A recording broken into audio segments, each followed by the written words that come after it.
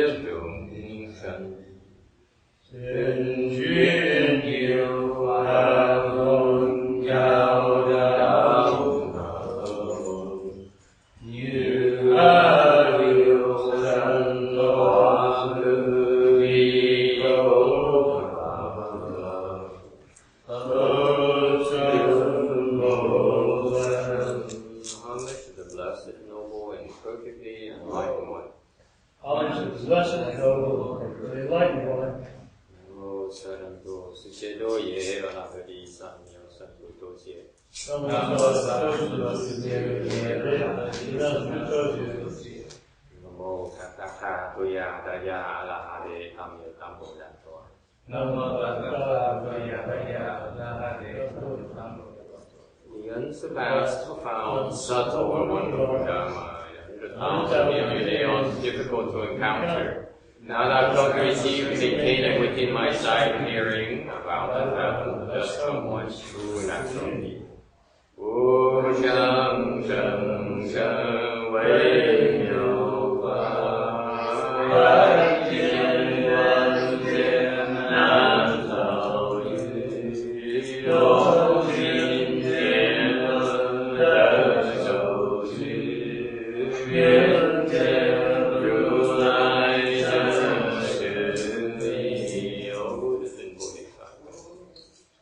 Venerable Sixth Patriarch, Venerable Shenhua, Shamini, Oguna Advisors Amitabha, 诸佛菩萨六祖是故上人，各位沙弥尼，各位善知识弥陀佛。Chư Phật Bồ Tát, các lực tổ, từ Thiên Hoa, quý sư cô, quý vị thiện tri thức A Di Đà Phật. Okay, we are gathered on the 15th of July 2012 in Rosemead, California to discuss, oh my God, to discuss the Vajra Sutra. Oh, yeah. I don't have a Vietnamese. Sorry about that. I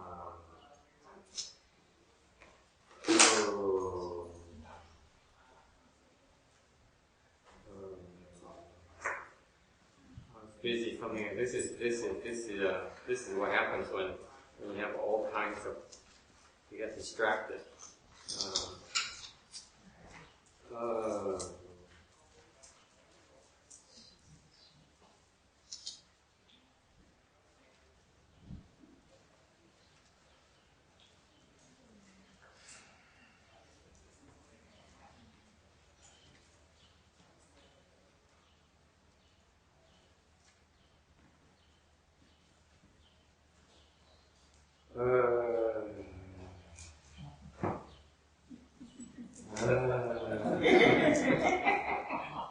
I'm happy about this.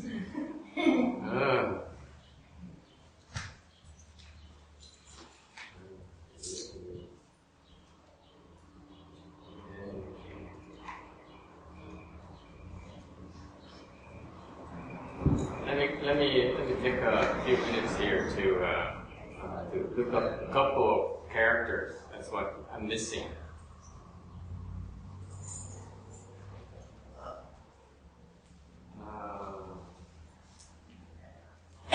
Sorry about that. This is not cooperating either. Never mind. Okay, never mind. We just wing it. We do it next time. Sorry. Okay, we are on slide 227. Hello, I messed up because I didn't mess up the Vietnamese. I didn't translate the Vietnamese here, so I have to give it to you next time around. I started doing this morning, and then I got distracted. I never got around to finishing it.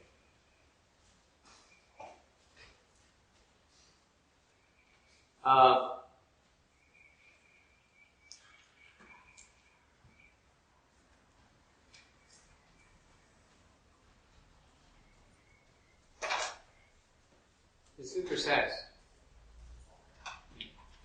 unconditioned Dharma, the distinguished worthy sages. Kinh nói là hiền thánh, nó khác biệt với chúng ta, họ có thể phân biệt pháp vô vi. Okay. So we're talking about these people have wisdom. Okay. Tôi nói về cái trí huệ. And this is why, what is the ultimate purpose of the Buddhist practice? Tu Phật pháp có một mục tiêu tối thượng. The objective of Buddhism is to unfold our ultimate wisdom. Chúng ta tu hànhในPhật giáo mình để khai mở cái trí huệ tối cao nhất chúng ta có thể có. We are intrinsically endowed with this ultimate Buddha's wisdom already. Chúng ta đã sẵn có cái trí huệ, cái Phật của Phật rồi. We just don't know how to access it. Nhưng không biết sao nhỉ? We are encountering obstructions and hindrances and that prevent us from utilizing this Buddha's wisdom. And vì cái chướng ngại, vì cái cản trở thành chúng ta không thể nào biết cách sử dụng cái trí huệ của Phật. Okay. So the Buddha's wisdom is basically Bodhi, or known out there as enlightenment. Trí huệ Phật là gì? Trí huệ Phật là cái giác ngộ. When you become enlightened, you reunite, you have access to the Buddha's wisdom. Khi mà quý vị giác ngộ, thì quý vị ngay lúc đó quý vị có cái khả năng để mà sử dụng được cái trí huệ của Như Lai. Meaning that now it's just like you're able to access that hard drive, that part of hard drive you lost track of. Quý vị có thể như computer thì quý vị có thể dùng cái application, cái program đó. So what is this state of Bodhi, this state of enlightenment ultimately? And cái cảnh giới của cái giác ngộ là cái gì?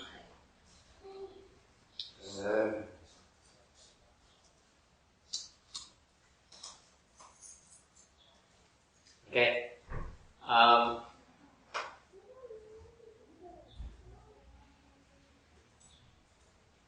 I'm referring to Sixth Vajra Sutra. Nói về cái giác ngộ thì mình trích dẫn cái kinh lục lộ. Sixth Vajra Sutra is also one of the major sutras of the Chan school. Kinh lục lộ Pháp Đàn, một trong những kinh điển quan trọng trong cái thiền tông luôn. Because in that sutra, the Sixth Vajra explains about sudden enlightenment. Trong kinh đó, ngài được tổ giảng về nhiều về cái phần đốn ngộ, sudden enlightenment. In particular, the section where he talks about, he explains about enlightenment itself, or Bodhi. Trong phần đó, thì Đức Phật, thì Đức Tổ giảng về cái bồ đề, cái trí bồ đề hoặc là cái giác ngộ. In that particular section, in an early part of the sutra, where Sixth Vajra came to seek guidance from the Fifth Vajra. Phần đầu của kinh Lục Tổ thì ngài Lục Tổ lúc đó còn mê muội, thành tới gặp ngài Ngũ Tổ để mà cầu pháp, thầm sư cầu pháp. And so the Fifth Vajra allowed him to stay. Thì ngài Lục Tổ cũng cho phép Lục Tổ ở lại. Okay, ngài về nhắc ở lại. And he put the Sixth Vajra, who back then was called a queen, was still a lay person. He put him to work in the what's it called, mill. Ngài Ngũ Tổ mới sai Ngài Ngũ Tổ nó còn là người tại gia vào cái chỗ làm việc để mà giả gạo. Okay. So he worked all day. Ngài Ngũ Tổ làm việc cả ngày luôn. It's hard work, pounding the husk out of the rice. Đó là phải giả cái gạo ra để cho cái gạo nó thành gạo. And back then, the fifth patriarch had a lead disciple by the name of Shen Xiu. Hồi đó Ngài Ngũ Tổ có một cái vị giáo thọ sư, đệ tử gọi là được làm chức giáo thọ sư, có nghĩa là một cái người này đã theo học Ngài Ngũ Tổ từ lâu rồi. Ngài đó tên là Thần Tú. So Shen Xiu is the elder, the most senior disciple of the fifth patriarch, who was qualified to even lecture to the fifth patriarch's disciples. Ngài Ngũ Tổ là người giáo thọ sư. So he's more known to be like the teaching acharya of in the fifth patriarch, Dharma assembly. Ngài Thần Tú là một cái vị có trí huệ, được làm giáo thọ sư, asale giáo thọ, để cho mấy cái trong cái pháp hội của Ngài Ngũ Tổ. And so one day, the fifth patriarch says, it's time for me to give all you a test, to show me what you understand from all these years I've been teaching you. Một ngày kia, Ngài Ngũ Tổ mới ra bài cho tất cả đệ tử. Bây giờ đến lúc mà thầy khảo quý vị, để cho thầy biết quý vị đã học hỏi được cái gì với thầy trong bao nhiêu năm qua. So if each one of you write me something about what you obtained from me. Ngài Ngũ Tổ mới ra liền mới nói là tụi bay biên một cái gì, soạn cái gì đi để mà cho thầy thấy, để quý vị hiểu được cái gì học cái pháp của thầy. So Shen Xiu, no one wrote anything because everyone expected Shen Xiu to be the most erudite, the most knowledgeable, the wisest. No one felt they were in any position to compete with Shen Xiu. Tất cả mọi người đều không ai dám biên gì hết. Ai cũng đợi, ai cũng nói với nhau rằng là Ngài Thần Tú đó là một cái vị giỏi nhất, có trí huệ nhất, thành làm so sánh với Ngài được, Ngài cứ làm đâu, cách nào mà so sánh với Ngài được. So Shen Xiu wrote this poem about how to become enlightened. Thì Ngài Thần Tú biên một cái bài thơ nói rằng làm sao, chẳng nghĩ làm sao để mà thành, để mình giác ngộ. So he says the body is a Bodhi tree. Thân thị Bồ Đề thọ. Okay. The mind is like a bright mirror stand. Tâm như minh kính đạo. Time and again brush it clean. Đời thời phải chùi cho nó sạch. Let no dust alight. Vô sự như trần ái.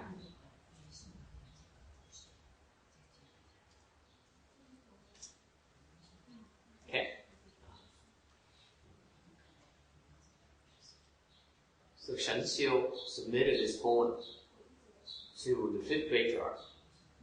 What is the poem? What is it referring to? Cái bài thơ này nghĩa là sao? The body is a Bodhi tree. Thân thị Bồ Đề thọ. Nghĩa là sao? It says this body of ours. It's not different. This is where enlightenment grows. It's like a Bodhi tree. Thân thể chúng ta có này là không khác gì cái cây bồ đề, mà cái bồ đề nó có thể sinh trưởng từ cái cây này. Okay? He says, so the idea here is that you can utilize this body to attain enlightenment. Ý nghĩa là quý vị muốn giác ngộ thì có thể dùng cái thân này. So far, so good? The mind is like a bright mirror stand. Cái tấm này là giống như một cái gương, sáng chói.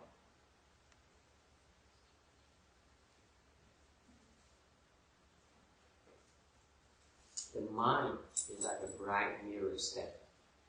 Our mind. Okay. Which mind is he referring to? Tâm này, khi mà nói chuyện tâm này thì Ngài Thần Tú đang đề cập cái tâm nào? He's referring to the conscious mind, your thinking mind. Khi mà Ngài Thần Tú nói cái tâm này là cái tâm vương, là cái óc suy nghĩ của chúng ta, cái óc tính toán của chúng ta. The mind that you have, you rely on. Cái tâm mà quý vị đang ý lại vào, đang dùng mỗi ngày, mỗi giây phút. Okay. It's like a bright mirror stand, giống như một cái gương sáng chói. And this is very profound. Cái phần rất quan trọng. And this is why when I prepared for this afternoon's lecture, I saw this poem here and I decided to talk about self-deceit this morning. Vì lúc thầy thuyết soạn cái bài giảng ngày hôm nay, chiều nay kinh trang này, tới cái phần này thầy quyết định là phải cần giảng, sáng nay phải quyết định giảng sửa soạn, chiều nay một cách giảng về cái từ từ khác. Okay, because this is the secret about cultivation. Đây là cái bí mật về cái chuyện tu hành. Okay.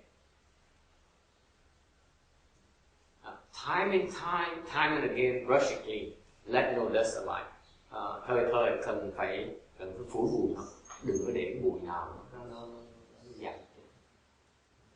What it says is that the mind is like no different from a mirror, and we have to keep on dusting it, keep it clean. Đại khái ý nghĩa là chính cái này là cái tâm mình là giống như một cái gương vậy, sáng. Thành mình phải cần phủi bụi nó, không cho bụi làm dơ bẩn. That's what his cultivation is about. Cái tu hành là như vậy. Cultivation is about not allowing dust to settle on the mirror. Cái tu hành là giống như phủi bụi để cho bụi không được làm dơ cái tính. Why?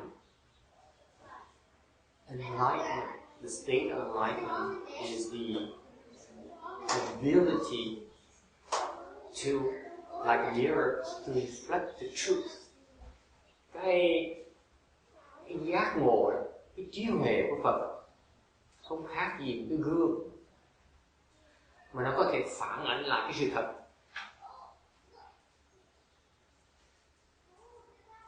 That's the state of enlightenment. Cái cảnh giới của giác ngộ là như vậy, là quý vị có thể phản ảnh lại được cái sự thật. What is the state of delusion? Cái trạng thái của vô minh là sao? The state of delusion is like a mirror that is not clean.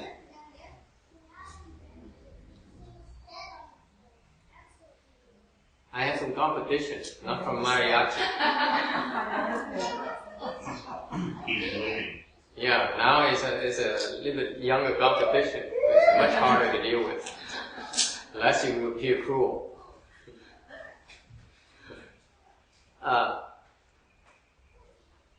Cái giác ngộ là cái khả năng có thể phản ánh lại cái sự thật.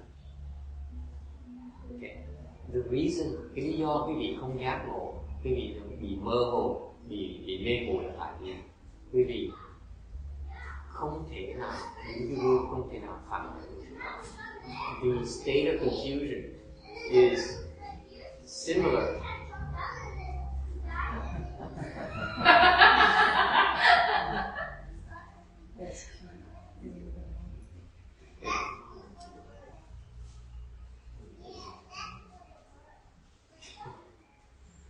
Okay, so the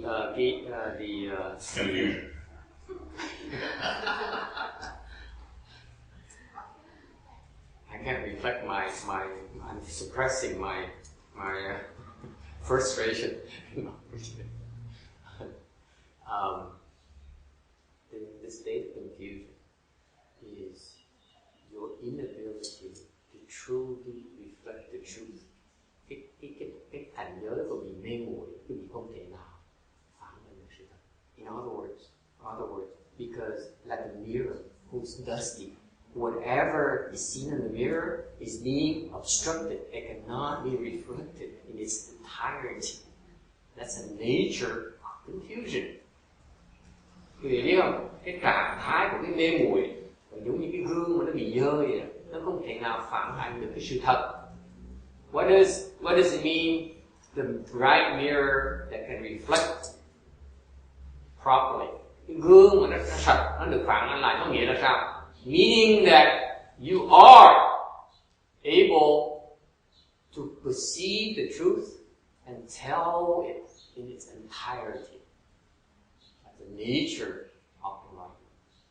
Cảnh giới của giác ngộ là không khác gì những cái gương có thể thấy được cái sự thật và có thể diễn tả, mô tả được hoàn toàn sự thật. The state of confusion is that things go wrong where you are unable to accurately reflect the truth. Cảnh giới mê muội là cái cảnh giới mà quý vị không thể nào phản ánh được sự thật. In other words, you may be face of the truth, but you are unable to reflect the truth. Có nghĩa là cái cảnh giới mê muội quý vị có thể thấy được cái sự thật, đối diện cái sự thật, nhưng đều không thể nào phản ánh được cái sự thật, mô tả được sự thật. Is that clear? That's why this is related to what I talked about this morning, the nature of lying, the nature of deceit. Này nó có liên quan đến cái bài giảng sáng này là cái mà nói dối, cái mà từ hành. Because if you are in a habit, you're not sure. Listen to this morning's lecture. Sáng cái gì nghe cái bài đó, nghe cái bài pháp đạo, cái giảng pháp sáng này. Because if we create a habit energy to distort the truth ourselves, then we never become enlightened. Nói cách khác, như sáng giảng như vậy, nếu chúng ta tạo cái tập khí để mà chuyên môn méo mó cái sự thật, thì chúng ta thì không bao giờ giác ngộ.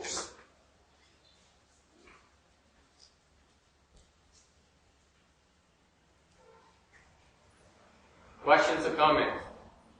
Yes. So I'm wondering, what is the reflection? Is it an action or a mental understanding, or what? Is the truth in something is reflecting the truth, but what is the reflection? What is the reflecting? Cái phản ánh là cái gì? What is the reflection? Good question. Câu hỏi rất là hay. Cái phản ánh là cái gì? What's the nature of the reflection? What's the reflection?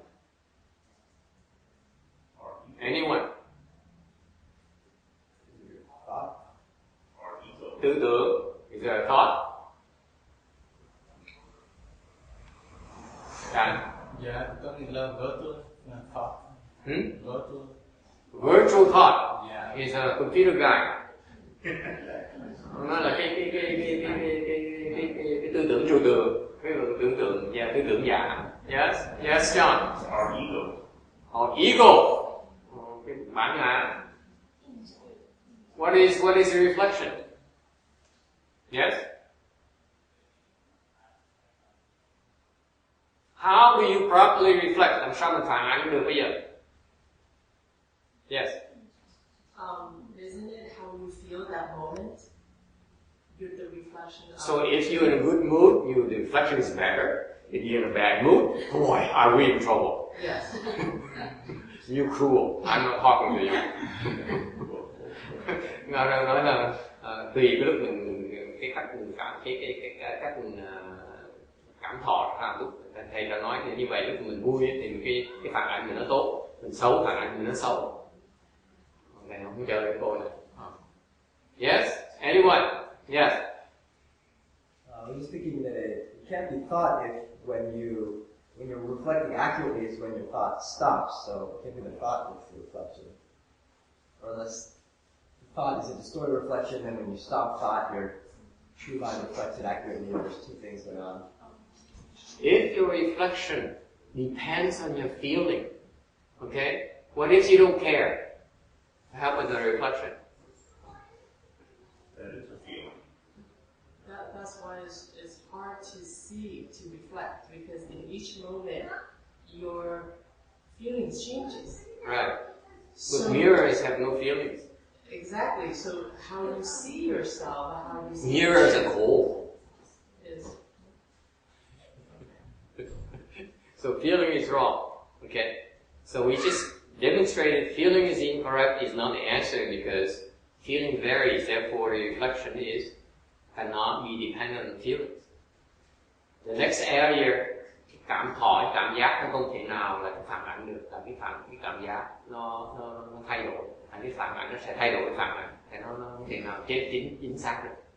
It cannot be thoughts either, because what happens? Yes? How about the true nature of reality? The true nature of reality. Because the problem with thought is that sometimes you have bad thoughts, and sometimes you have good thoughts. Right? It varies with the moment. It varies with the moment. It varies. It's no good either. Okay. Cái tư tưởng nó cũng vậy, nó có tốt, tư tưởng xấu. Không thể nào nghĩ lại cái tư tưởng đấy. The reflection, in order for the reflection to be accurate, nếu cái phản ảnh nó muốn chính xác, what's the requirement? No feelings, no thoughts. Không có cảm thọ, không có cảm giác, cũng không có tư tưởng. What does it mean? No judgment. Absence of thoughts. Không có tư tưởng. Cái phản ảnh. Because the moment you depend on thoughts, you have distortion in the reflection.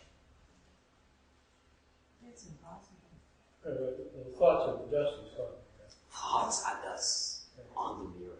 Cái tư tưởng là một cái hạt bụi trên cái gương.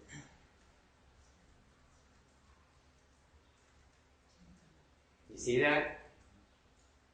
You see how critical it is? If you want to be truthful, you cannot add to it. Right? You cannot add spices. It's for Hollywood to add spices. And special effects. But not truthful people. Truthful people cannot add anything. If it's ugly, say it's ugly. If it's beautiful, say it's beautiful. But you cannot add anything to it. Okay? Thành ra cái sự thật đó là không thể nào thêm gia vị được, không có nào thêm bớt được, mà nó chỉ phản ảnh thôi. Có bao nhiêu nó trả lại bấy nhiêu. Okay? This is the perfect machine. Whatever you put in has come out the same. They have yet to invent a perfect machine. The mechanical engineer have yet to devise it. There's no perfect machine. Well, there's no perfect person. That's right. Because the perfect machine cannot be invented by the imperfect person. You get it? If you are imperfect, how can you create perfection? That's impossible. Okay? I don't care how good you are. As long as you're imperfect, you cannot create perfection. Same thing. The important thing here is that in order for you to reflect the truth, okay, you have to be free from dust. Quý vị muốn phản ánh sự thật thì quý vị phải hoàn toàn không có bụi. And dusts are basically thoughts. Hạt bụi chỉ là một cái tư tưởng. So Shen Xiu, Venerable Shen Xiu is very accurate. And Ngài Thần Tú dạy rất là hay. He says, if you really want to become enlightened, here's the process. He says, you see the dust, Wipe it off. Over and over again. Okay. Ngài Thần Tú dạy rất là tuyệt vời. Ngài nói là quý vị muốn giác ngộ thì phải làm cái gì? Thấy hạt bụi, chùi hạt bụi. Isn't that beautiful? Thế lời dạy hay dễ sợ. And this is what I didn't see in Master Shen's explanation of this sutra. Đây cái phần này thì nó dạy không có rõ trong cái kinh Lục Tổ. Not in Chinese, not in Vietnamese, not in English. Sẩn siêu, teaching is so profound. Ngài Thần Tú dạy rất là hay. He gives us a recipe to become enlightened. Ngài Thần Tú dạy cái phương pháp để mình giác ngộ. It's very simple. Giác ngộ rất dễ dàng. Thấy một tư tưởng, chặt tư tưởng. You see a thought, you chop it off. Yes. How do you do that? How do you? He didn't say. How do you stop thinking? How do you? You think I know everything? That's what I mean. This is my first. If I know everything, I bottle and sell it.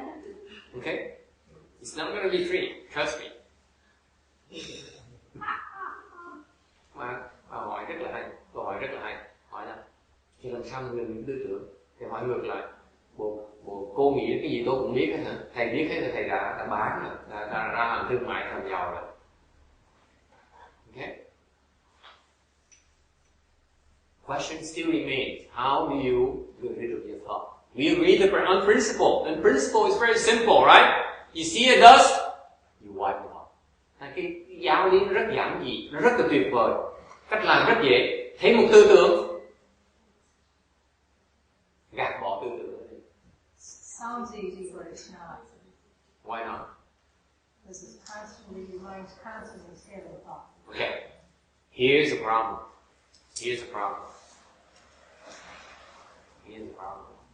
Okay.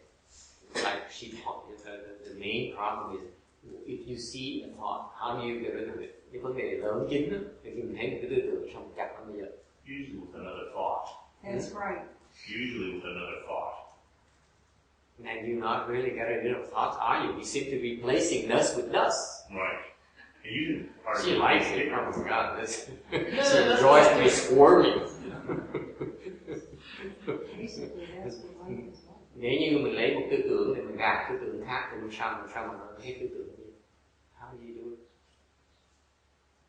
You say Buddha's name. That's another thought. At least you're down to one thought only. Is it the thought? Hmm? Is the Buddha's name counts as a thought? Yes. Yes. So, The thinking is the thought. Shen Xiu only says, you see a thought, you wipe it off. Ngài Thần Tú chỉ dạy quý vị mình thấy cái tư tưởng, chặt cái tư tưởng. Okay. He leaves it open. This is a very pure charm approach. Cái này là cái thiền tông, phương pháp thiền tông. There's so many ways to get rid of thoughts. Rất nhiều cái phương tiện để mà chặt cái tư tưởng. But John is correct. Okay. The way to get rid of thoughts is to work on one thought. Reduce everything to one thought. So you take the one thought, you wipe out everything else. How are you wiping the mirrors clean now? How are you going to wipe the mirrors clean? With something, right? You can't blow it. Okay? You have to take something to wipe it off. So that one thought is what you use to wipe the entire mirror with. That one thought. John got it. Okay? Can you help us with the other half? How do you get rid of that last thought? Hang on. One thing at a time. Thành ra, cái ông John nói rất đúng, đó là dùng một cái tư tưởng để gạt những tư tưởng khác. Giống như cái gì lúc mà chùi cái gương này, chùi cái gương phải cần cái dẻ. Dùng cái chổi, thì cần cái chổi để mà quẹt hết tất cả những cái bụi. Thì cái chổi đó chỉ là một cái tư tưởng thôi, dùng một cái tư tưởng. Yes, E. I was going to say that wouldn't you have to recognize that it's a thought first to begin to try? Tôi So you have no problem, honey. You you sit there and it goes berserk. You have all these thoughts arise in you. You will have no problem. Right. You recognize, it's not so much recognizing the thought, recognizing it's undesirable to have thoughts. See, most people like you do not realize it's not that good to have thoughts. Thoughts of jealousy, thoughts of anger, thoughts of desire, okay? You realize, you seem to accept it's a fact of life. You say, it's me, it's a human condition. No, it isn't. It isn't a human condition. It's a stupidity condition. It's a state of confusion. You don't have to accept it. We accept it as a fact of life. But the Chan people, the meditation people says, no, you don't have to accept it. You don't have to take it. You keep on wiping it off. Thành ra cái khác biệt rồi cái người phàm phu á, người ta nói cái tư tưởng này, ở ngày cái đầu đầy tư tưởng là chuyện thông thường, mình chấp nhận cái đó là cái cuộc sống của người như vậy, những loài vị như vậy. Thì cái người mà hiểu đạo, người có trí huệ, nó cái đó mình cần chấp nhận. It's not okay to have thoughts. It's not desirable to have thoughts. It's not okay to disapprove of people, no matter how right you are. Okay. It's not okay to say that, oh, you see how despicable she is. Cái đừng nói là cái người gì ghét, cái mặt gì ghét dễ sợ không? Even though she's despicable, that's her problem. But for you to arise the thought that she's despicable, that's your problem. Cái người ta dễ ghét là chuyện người ta, còn mình sanh cái tư tưởng nghĩ là người ta dễ ghét là cái chuyện của mình. Mình sẽ kể kinh đi. What did I do now? As usual, You understand? It has nothing to do with you. Just because he's handsome, that's his problem.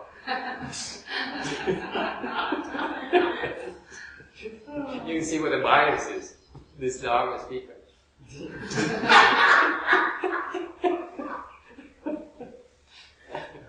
You see, it's the thought production that's not acceptable. It's not desirable. Sanh một cái tư tưởng cái chuyện nó nên.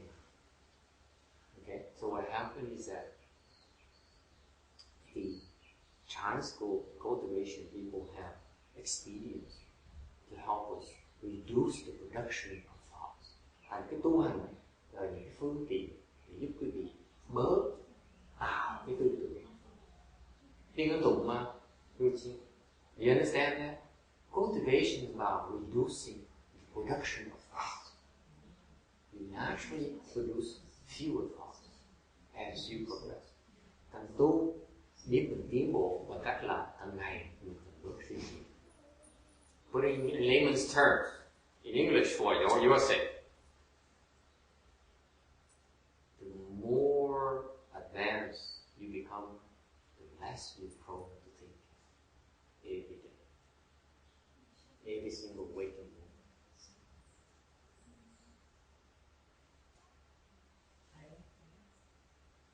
Case in point. Case in point. Ví dụ, tôi có một cái người cái chùa này hình như cũng gần 3 năm. I have a student who's come here for almost 3 years now, over 3 years now. When he first came to me, he was first year. Thì có người học trò tới đây, lúc mà tới đây gần 3 năm rồi, lúc mà tới cái chùa này là được sơ thiện. And then he started becoming interested in the Dharma. Bắt đầu nghe pháp thích, đến nghe pháp tịnh điện. He likes to go to Sutra lectures in particular, and listen to Sutra lectures. Not interested in reciting Buddha's name, not interested in meditating. Không thích thiền nhiều, không thích niệm Phật, thích nghe giảng kinh. Maybe because I tell so many stories in my Sutra lectures. My Sutra lectures are so unusual that I'm giảng kinh nghe có cái chuyện thôi. You say like today. So he quickly, within a short span, within a year or two, he reached 30, một năm, 2 năm, đạt được tam thì. And he stuck there for years, for over a year. Kẹt lại cả năm thật. No matter what I do, I try to drop hints at everyone else. Cả năm trời thầy bỏ nhỏ đuôi bỏ nhỏ tới hết người này người khác cho hai người này nghe. Nói nào về bớt suy nghĩ. Try to tell everyone that don't think so much. Elusive. This person doesn't register. Bây giờ nghe rồi nhưng không có tiền. Why? Because I'm a thinking man. Tôi là người suy nghĩ, tôi là người có lý trí, làm sao không suy nghĩ được? I depend on my brains for my livelihood. Mình dùng cái lý trí mình để sinh nhai để mà sinh tồn, làm sao không dùng lý trí được? Right? Is that right, John? Is that right, Tex?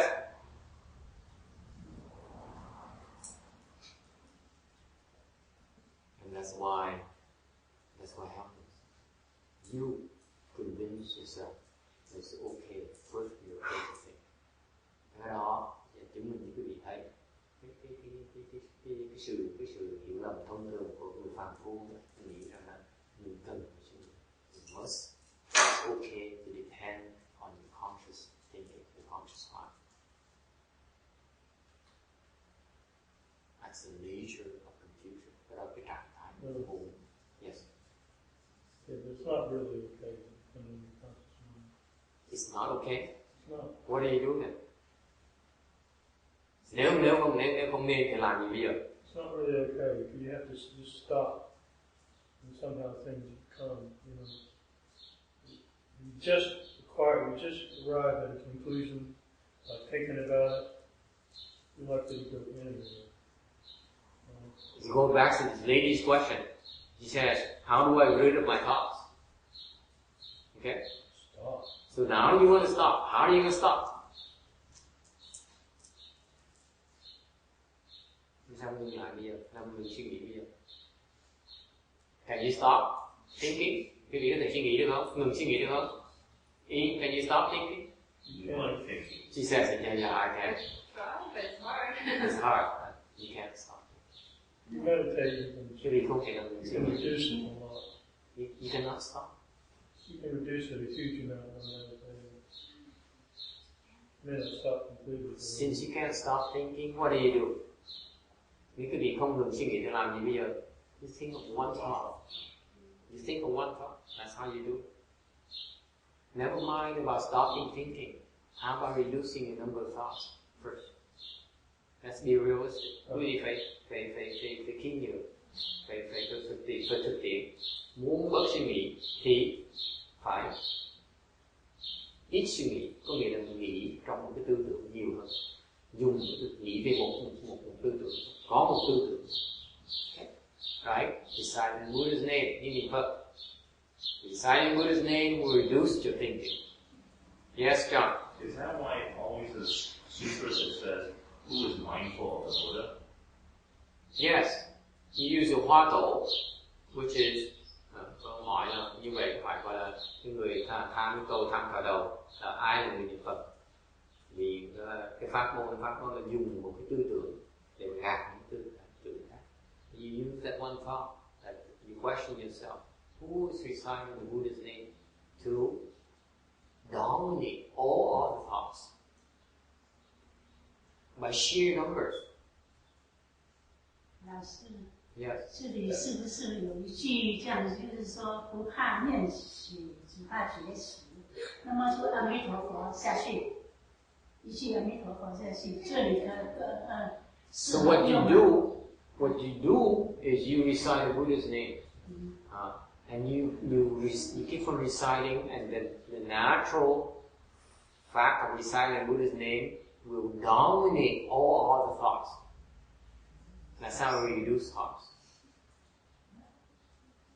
Okay? Quý vị bớt suy nghĩ bằng cách ít suy nghĩ, và suy nghĩ như niệm Phật, và chỉ suy nghĩ một chuyện. Does it help?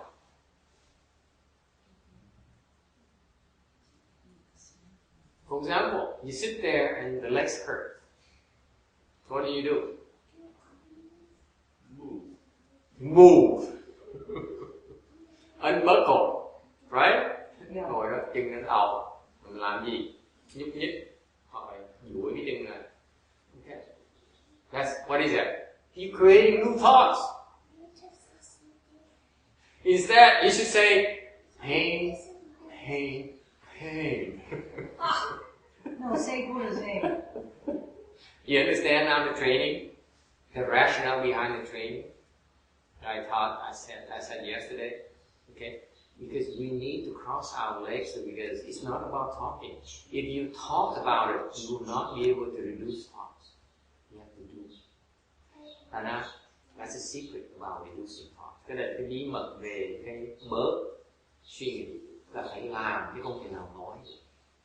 You have to do something to reduce the thoughts. Phải cần làm cái bớt suy nghĩ. That's why yesterday when we taught our first Chan class at the temple, okay, of the Chan class series, we teach you about sitting in full lotus, cross-legged, because when you do that, the legs will hurt, and that will help you concentrate on the hurt. In doing that, you increase your concentration.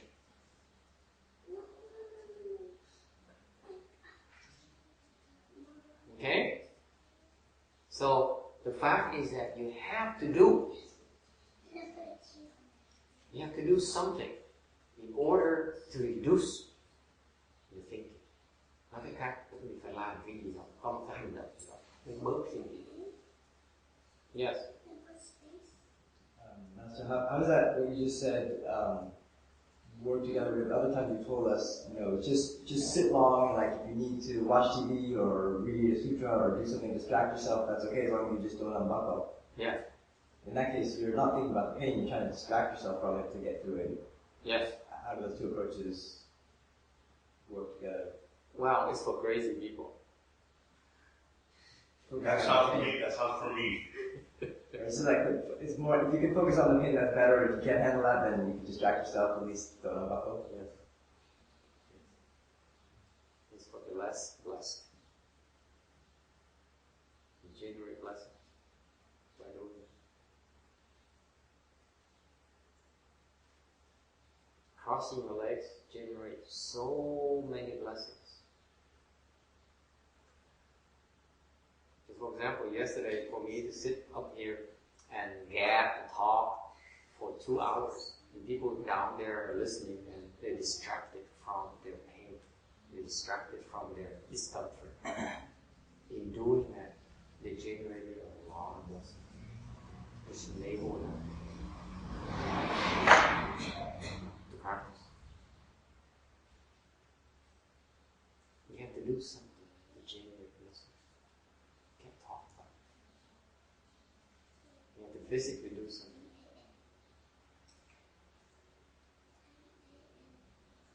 So the way that we do it here, the way I've been doing the last several years is talk to distract you from your discomfort.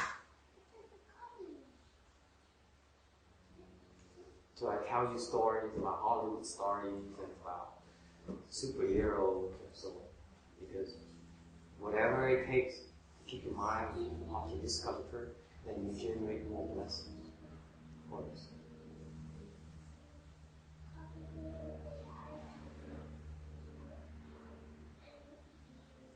Because not everyone has the blessings to be able to see. Okay? Does it make sense? There's some people who are so blessed. They were able to sit and meditate for an hour or 2 or 3 hours, 3 days or 20 days. They have the blessings already. We don't have the blessings. If you sit like that, then you generate more blessings for yourself. Since we don't have the blessings, we just force ourselves to generate blessings. It takes blessings to generate blessings. To create blessings first. takes blessings to cultivate. Okay? Any question? Anh thắc mắc gì không? Thành ra cái câu hỏi là thì mình ngồi lâu, những phương pháp để dạy là ngồi lâu, nó có cái điều nghĩ là sao? Điều nghĩ ngồi lâu, vì ngồi lâu như vậy nó tạo rất nhiều thứ, sức mạnh ngồi lâu nó tạo rất nhiều thứ. Nhiều khi cái cách dạy của thầy là ngồi nó phát cái vị nghe nói thì kể chuyện trên trời dưới đất, nói vào tiết kề thôi, để cái vị ngồi thì các bạn quên cái đau, quên cái khó chịu, thì như vậy nó tạo rất nhiều thứ, cực kỳ nhiều thứ. Mỗi lần cái vị ngồi xếp bằng như vậy tạo rất nhiều thứ. And I will cite you one more, give you one more quote in the Sutra in 42 section. Nói cái gì này trong cái kinh Tứ Thập Nhị Chương, it says that if you sit still for one instant, you generate so many blessings that even more offering the Ganges sands, rivers of the seven jewels of temples to the triple jewel is not even comparable to that simple instant. That's how blessed you are. Ta nói là một cái giây phút ngồi đó mà không có cái tư tưởng là cái tạo cái phước báo nó còn hơn là cúng dường cái đạo tràng, cái hành thành sa số bằng dùng đạo tràng làm mình thất vọng, phước báo nó tạo nhiều.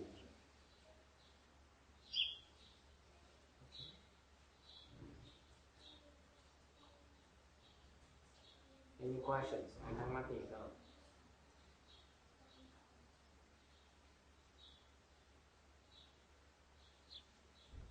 For you to still your mind in one split second, you generate so many blessings.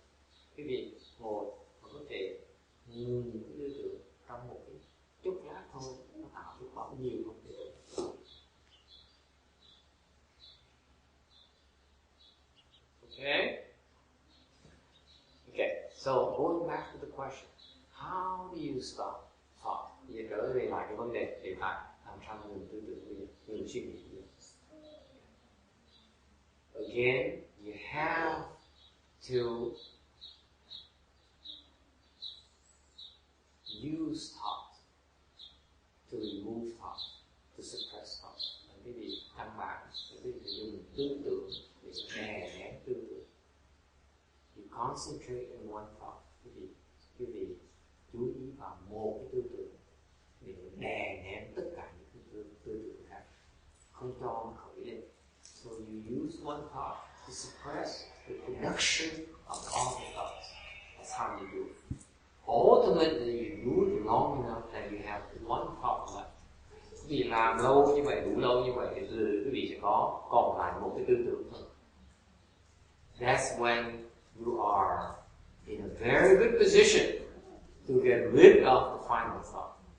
Vì như vậy, nếu quý vị tới vào cái cảnh giới chỉ còn một tư tưởng thôi, thì quý vị có rất nhiều cái cơ hội để mà gặp tư tưởng cuối cùng. That's when you empty your mind. Ngừng điểm này, ngừng suy nghĩ. If you bring your mind to be able to concentrate in one thought, then you can stop. Nói cách khác, nếu như quý vị có thể huấn luyện cái tâm quý vị cho tới cái trình độ mà có thể chú tâm vào một cái tư tưởng thôi, thì lúc đó quý vị có thể ngừng suy nghĩ. So those are the requirements. You have to stop. You have to be able to funnel everything to one thought. Then you can stop thinking. Từ cái vị lọc từ từ, cuối cùng chỉ còn một cái tư tưởng thôi, thì nó bị ngừng. Is it clear? It's how simple it is. Problem with that formula is that you can't sell it. No one will buy it. No one will be stupid enough to pay for it. There's no other way. By the way, there's no other way. Cách nào khác. You want to stop thinking. There's no other way. Không có cái phương pháp nào khác. Kim liền. Cách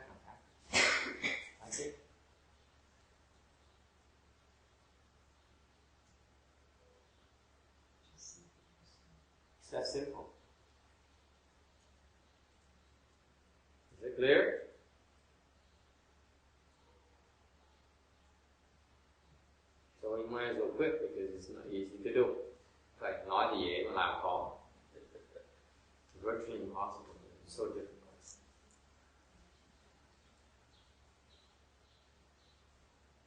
Okay.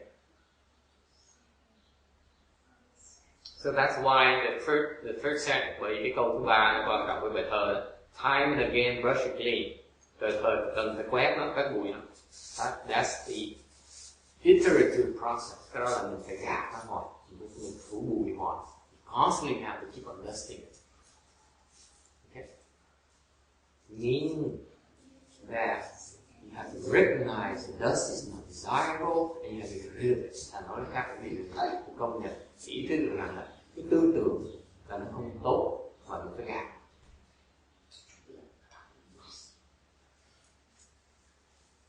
Okay?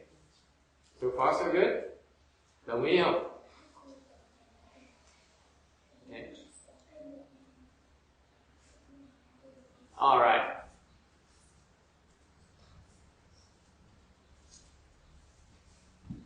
And after Venerable Shen Xiu taught us how to become right, sau khi Ngài Thần Tú biên bài thơ tuyệt vời này để dạy chúng ta cái phương pháp để giác ngộ. He got it. If you do it like this, you will become enlightened. Ngài Thần Tú dạy rất là hay. Nếu quý vị làm theo phương pháp này, chắc chắn sẽ giác.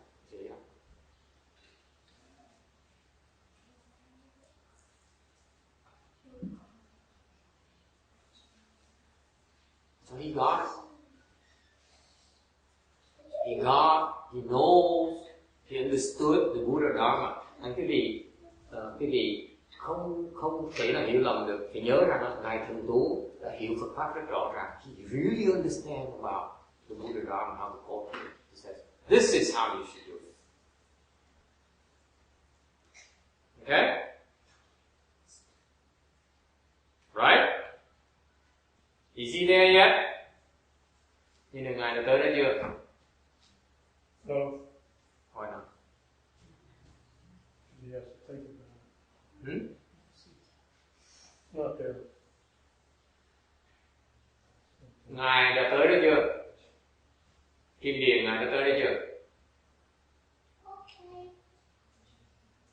Ngồi suy nghĩ. Ta nói không suy nghĩ, ngồi suy nghĩ.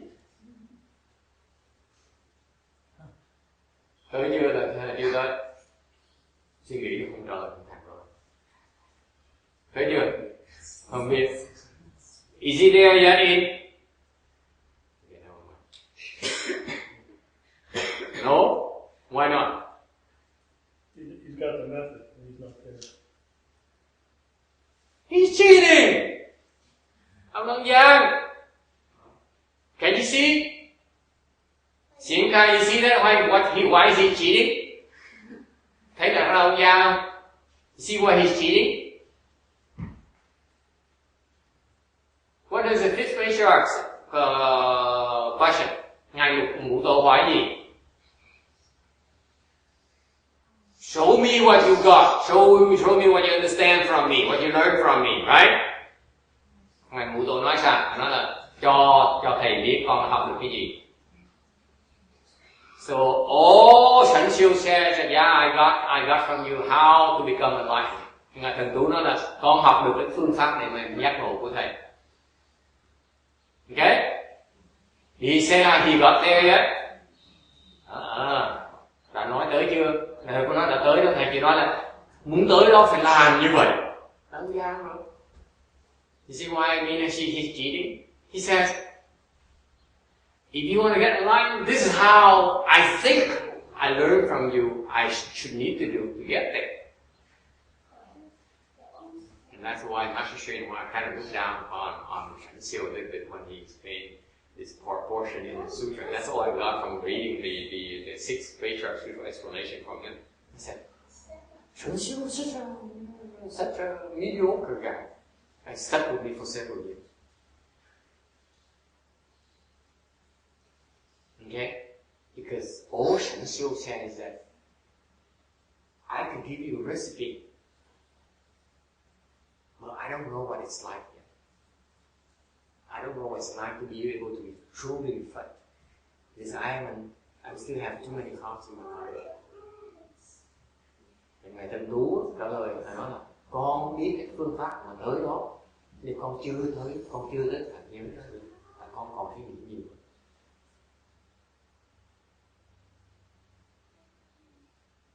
Okay? So, no, he didn't make it. Thành Ngài Tân Tú chưa giác ngộ.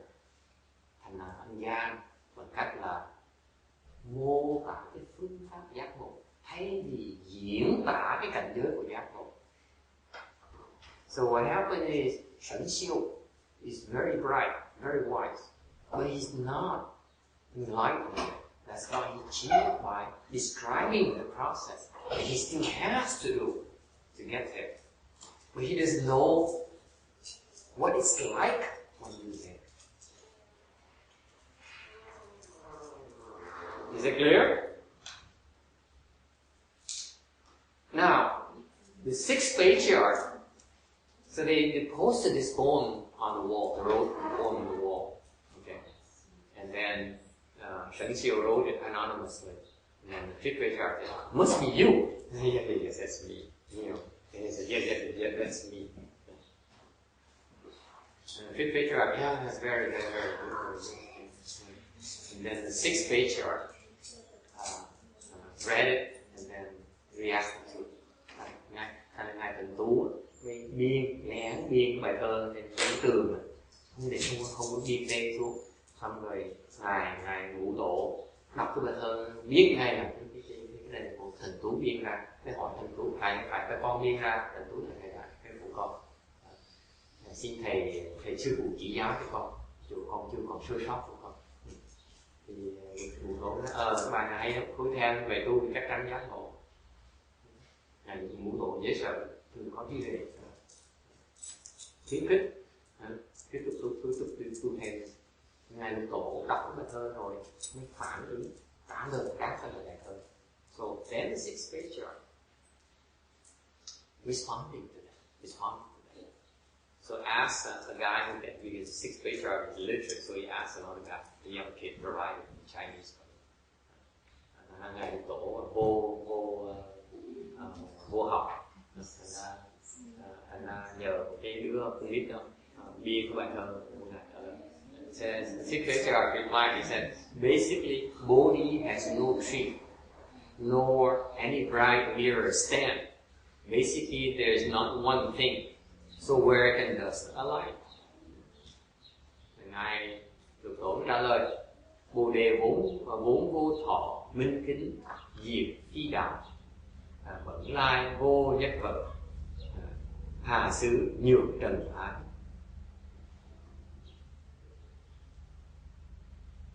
So he says, basically, enlightenment,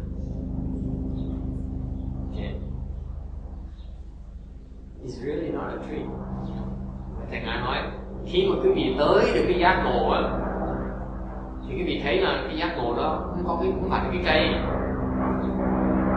This, you don't appreciate the humor in the first time. Quý vị không thấy được cái khôi hài trong cái trả lời cái trả lời này. Nếu quý vị thấy được cái giác ngộ này, nó không có cây đâu, không có cây nào. It's not humorous. How can it be a tree when you reach a state of enlightenment? There's no such a tree. Nor is it really a bright mirror stand. Rồi tới đó cũng không phải là một cái kính sáng ngời. Thật ra không có một cái gì hết. Basically, when you get there, it's nothing whatsoever. How can you even talk about dust? Lúc đó nó cũng không còn bụi nữa. Sao nói bụi làm cái gì? The sixth patriarch is brutal. Ngài Ngũ Tổ hung tợn.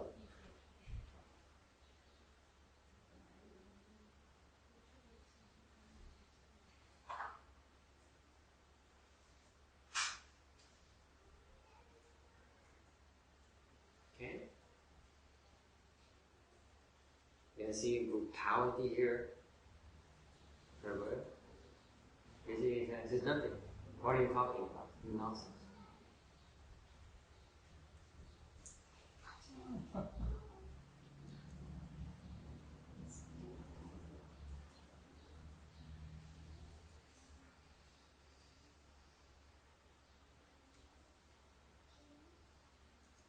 Any questions?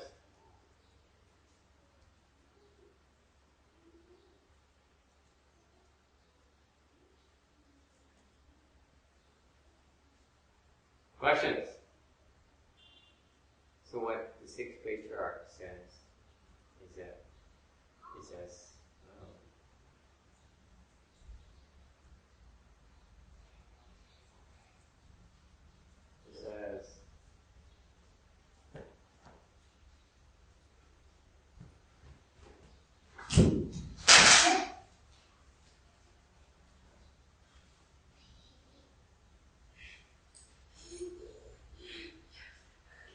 basically the sixth patriarch says, I know the state of my mind. Ngài biết trả lời của nó là tôi biết cái cảnh giới của cái mô đề.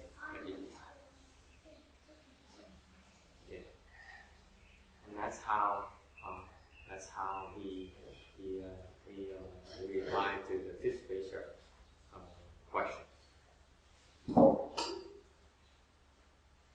Ngài trả lời một cách như vậy, lời câu hỏi một cách là diễn tả cái cảnh giới của cái bồ đề. Okay. Any questions about this? I know what he's done.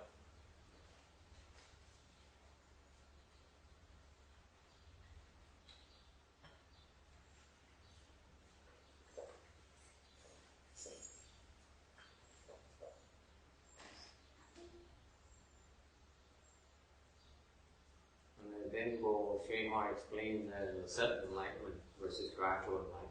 Ngài Kinh bắt đầu giảng thêm là cái tìm ngộ, the ngộ. It's important to bring it out. Cái đó là giảng cái vị biết, cái sự khác biệt giữa tìm ngộ với ngộ. Tìm ngộ có nghĩa là cái vị phải đi từng bước để mà tới cái giác ngộ. So the gradual enlightenment, it means that you have to do it stepwise in order to get there. The sudden enlightenment is that you can skip steps in order to reach there. Cái đốn ngộ là cái gì có thể nhảy bước để mà tới. Okay. You don't need to go through gradual stages. Quý vị cũng cần phải đi qua từng cái giác ngộ. What does it mean? Có nghĩa là sao?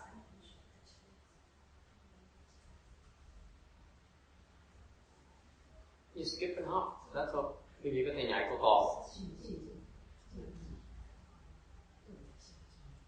That's all. That's all there is to it. What it really means, folks, is that you have to work for it. Chung quy cần phải lao công. There's no sudden enlightenment without gradual enlightenment. Cái gì không thể nào có đốn ngộ mà không có tiền ngộ. Is that clear? You cannot attain sudden enlightenment unless you are gradually enlightened. Nói cách khác, quý vị không thể nào có đốn ngộ nếu đã không có tiền ngộ. Difference. A gradual enlightenment is a necessary condition for sudden enlightenment. Nói cách khác là quý vị phải đã từng tiền ngộ rồi mới có thể đúng. Yes. So you're saying that you're in the process of gradual enlightenment. You're working hard at it. Yes. Intensely. That because of that, you might suddenly be able to skip some steps and just jump ahead. No, I'm not saying that at all. What are you saying? What I'm saying is that you have to be gradually enlightened before you're able to be suddenly enlightened. That's what I said. You have to keep working. Sit there watching your life. That's right. You have to work at it until you become enlightened. Then you can, that's gradual enlightenment. Then afterwards, after you gradually enlighten, then in the future, you can be suddenly enlightened.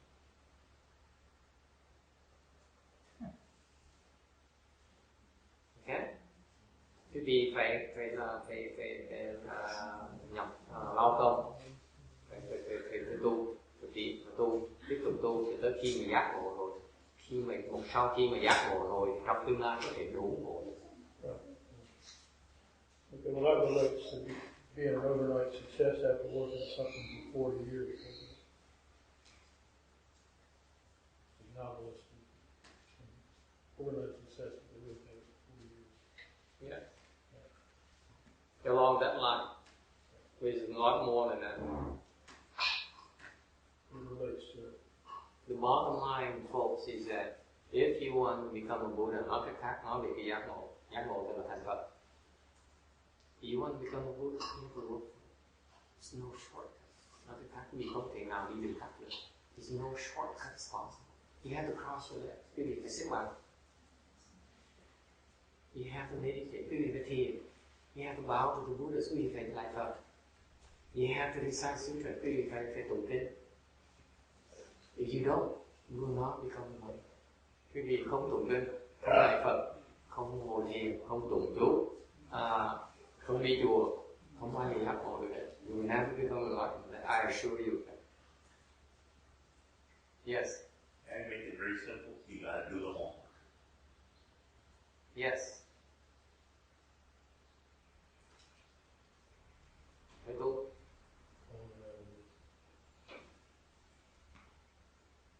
Okay.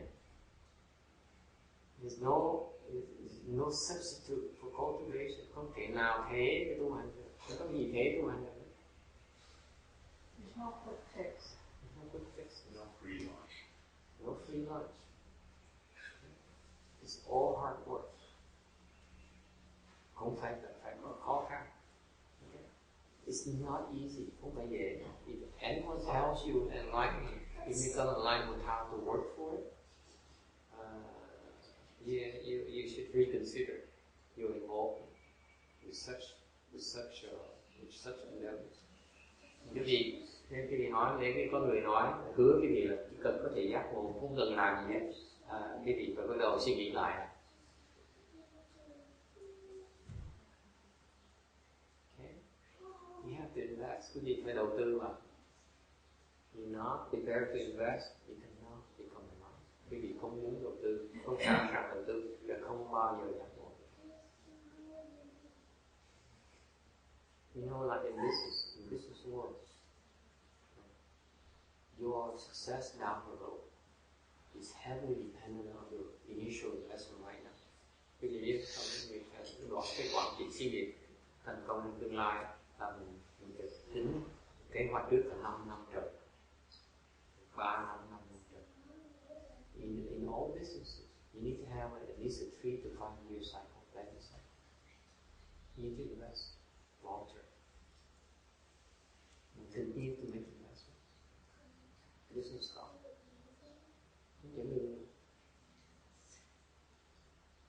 Okay. Any questions? Ai thắc mắc gì không? Yes. Can you describe that? You refer to 3 to 5 year planning cycle. Can you describe that anymore? It's for business. I'm not in the business of enlightenment. If I own the business, I will describe it to you. It's not a bad idea, actually. I can interest you in a 4-year plan.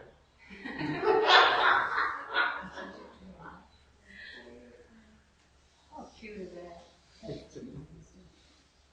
I'll take the 4-year plan. You want a 4-year plan? It's very short term. 4 years is reasonable. I think I got it. We also have accelerated programs. Easy pay. Easy pay. What's Take PayPal. What's the interest rate? Virtually zero. We're not in this for profits. I'm working on 5-year already. 5 years. Wow. You're doing well, honey. I started with like 2 hours, right? And now it's 3 hours. Yes. Master, I was wondering, is there, you know, you said it takes hard work to get to be enlightened? Aren't there also like a rare Don't you wish? No, I mean like. Yes. Yes, I want that out of the door. Exception to the rules. Yeah. I'm just saying there's always exception to the rules. Maybe there are some. Are there exceptions? No. Is there? Or No. I'm asking you. Are there a few that just naturally? Yeah, Eckhart Tolle. Huh? Yeah, Eckhart Tolle story. Yeah, or others that. He actually had to suffer a lot to Who? get rid of it. Who? Eckhart Tolle, the guy who wrote that Power of Now, pretty popular book. His book has no method, and he himself followed no method. He just was depressed, and then he suddenly felt like he got sucked down a vortex. The next day he woke up and all his thought was just gone. Mm-hmm. And he became enlightened, or he said his thoughts are gone? Well, He said he was enlightened. I don't know if he First of all, I don't know if he claims that. I'm not sure, but that's what people probably think. I think he said that he felt at peace, and there was like no sense of thoughts lingering that pervaded his mind. yeah, but he said he was enlightened. I can't say if he used that word. Okay, so two of you said he's not, he didn't say the word, right? I'm not sure. I can tell you this, he's not enlightened.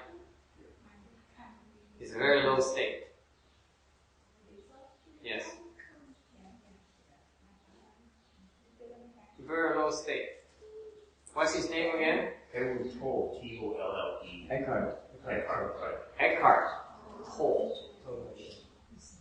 He's a lightweight. I can assure you he's not enlightened. I never met the guy, I don't mean to badmouth or slander him. I can tell you, my opinion, my humble opinion, he's not enlightened. I thought somebody just said Eckhart Tolle. Hmm? Somebody said Eckhart Tolle. Yeah, that is.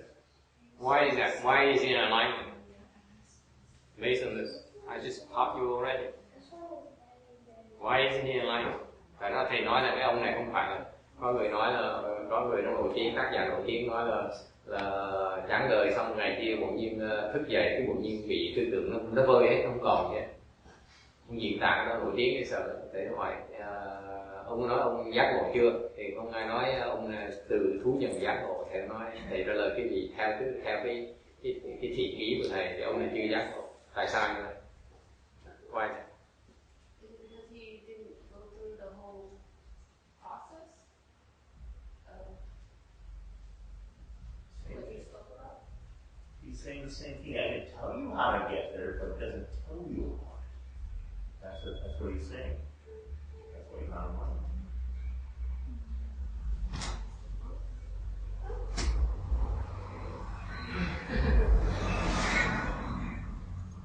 Okay. Quiz. What did you get from my lecture so far today? Nothing. Để ra bài. Ngày hôm nay cái đi học được cái gì? I lectured to you for an hour and 20 minutes. What did you get? One slide. I thought it was so clever. I explained to you about enlightenment.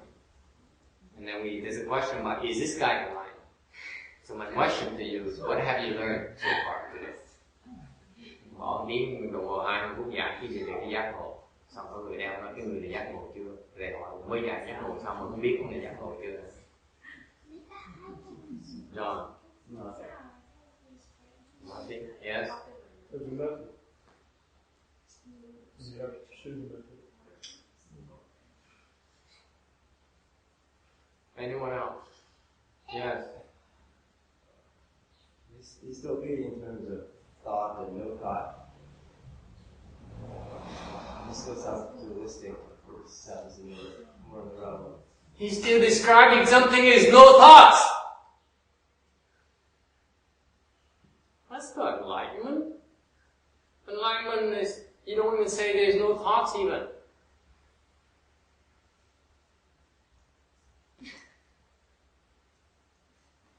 He still has one thought, doesn't he? I have no thought, that's one thought. Is it clear? Is it clear now? me for an hour and 20 minutes. You get it? The guys who walks around saying, I have no thoughts. That's one thought, at least. Idiots. Why onto all kinds of crap? You said you had a 4-year, 4-step plan. Cái gì thấy không? Cái ông này làm sao ông giác ngộ được? Ông đi trơ cũng nói là tôi không có tư tưởng nào. Cái câu nói tôi không có tư tưởng nào là một cái tư tưởng. Làm sao mà giác ngộ được? Hả? Đồng ý không? Có tư tưởng sao mà giác ngộ được? Ông bậy. Dạ tiếng rưỡi đồng hồ không ai hiểu vậy. I'm so disappointed. Hour and a half, you guys don't get anything. I'm moving to the mountain. Thì lên núi ở cái gì đó. I'm not staying. Unless you work hard, cái gì mà không có tinh tấn hơn nữa, thầy sẽ bỏ cuộc. Yes. I'm sorry for. Yeah, I know. I'm so disappointed. I mean, I'm just. Okay, so you said, did you learn? Then maybe that could be an outlier to this regular bell curve that we normally do. But I was wondering. We talked this morning about making excuses, did we? I was just saying, what I learned is that you're saying that we have to quiet our mind before and let it eventually come about. Like, idea of How can you possibly become enlightened without having to work for it? Please explain that to me. I just explained it. I just highlighted the whole thing slightly. You have to work for it. There are 2 reasons why he's not enlightened. Number 1, he didn't work for it. Agree? Right? He didn't work for it. One day he wakes up and says, I have no more thoughts. He said, you call it hard work? I don't want to call it hard work. So you become suspicious right away. He's a salesman. He says, you can be just like me too. You don't have to work for it. Just listen to my story, buy my books. And only idiots who buy it and will quote it in class.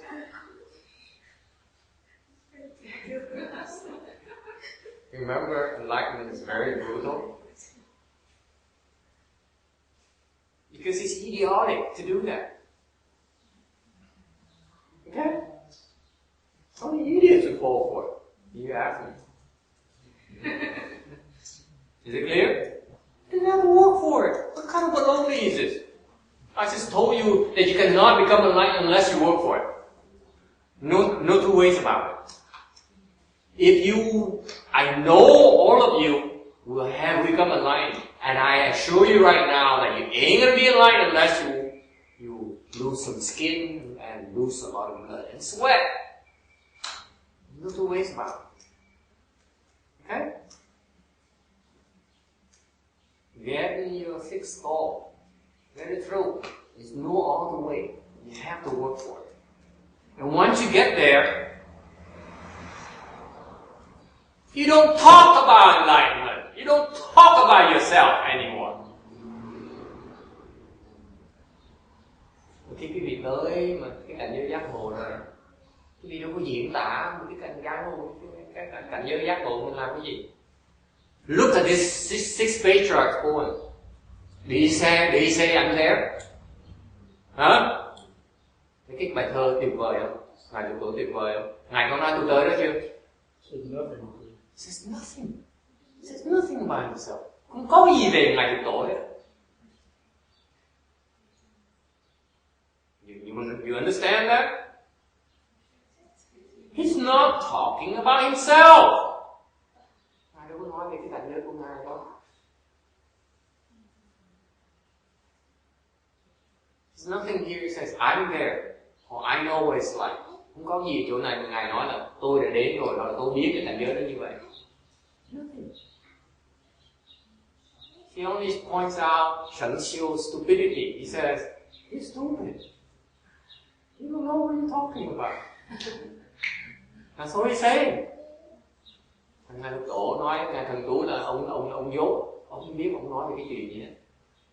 That's what he said. If you there,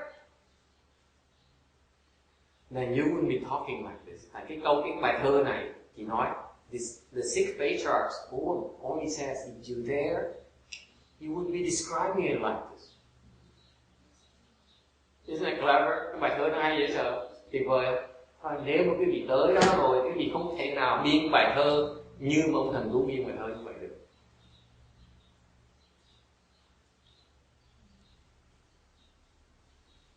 Yes. And that's the child wisdom. Cái trí huệ của những cái thiền sư.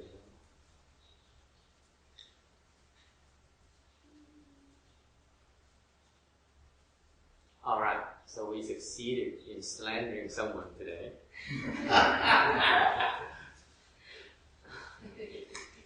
Demonstrating that he cannot possibly be enlightened. I will not mention his name anymore.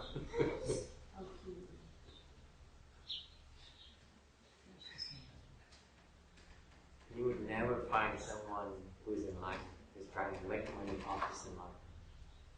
Vì biết không, một cái người giác ngộ rồi, không bao giờ tìm cách làm tiền cái giác ngộ gì. Không bao giờ.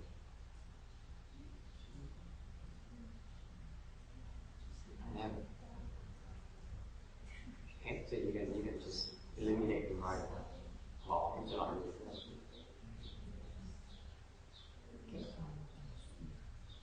Alright, let's move on to the next slide. Tấm 2020, tấm sau 2028. Section number 8, relying on Dharma to come forth. Shubhuti, what do you think? If someone filled 3,000 great thousand world systems with 7 precious gems and gave them as a gift, would he obtain many blessings and virtues? Shubhuti, 云何若人满3000大千世界祭宝，以用布施，世人所得福德。什么？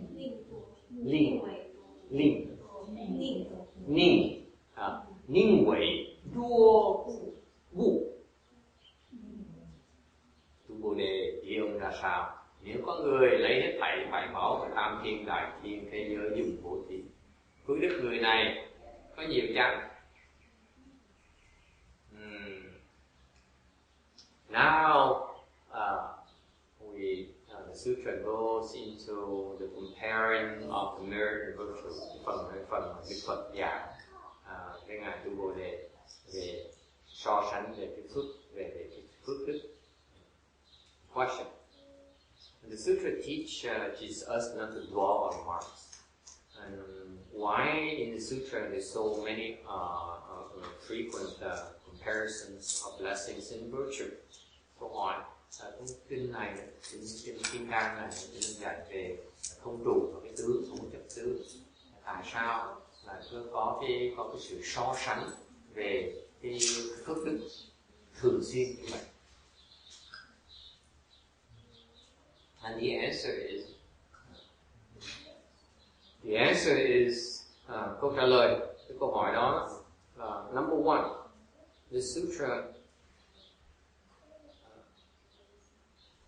in this sutra the Buddha wants to make sure that we understand the importance to cultivate both blessings and wisdom. Cái này là không thể nào ngoài cái tầm quan trọng của Phật dạy là phải cần biết trồng phước và đức cùng lúc. Okay. And number two, we know that blessings are important, therefore we must bring forth the mind of great compassion. Lý do thứ nhì là để nhấn mạnh rằng đó, cái phước nó rất quan trọng. Vì vậy phải cần sinh khởi cái tâm đại bi. Without wisdom, you cannot practice the bodhisattva path, and that's even more important. Và nếu như không có đủ trí huệ thì không thể nào tu được cái bồ đề đạo. That's why in the wisdom verse, you have to. That's why wisdom. That's why it says that the wisdom from the verse in the sutra is greater than the blessings from giving. Là cái chi về phải nói là cái chi về của trong cái bài câu thơ của cái bài kinh này nó còn cao hơn một chút từ cái bốn. Number 3, the unconditioned blessings are greater than conditioned blessings. Cái phương diện cuối cùng là cái phước mà nó vô duyên, nó lớn lao hơn phước hữu duyên. Okay, you got it? Thì nghe hiểu không?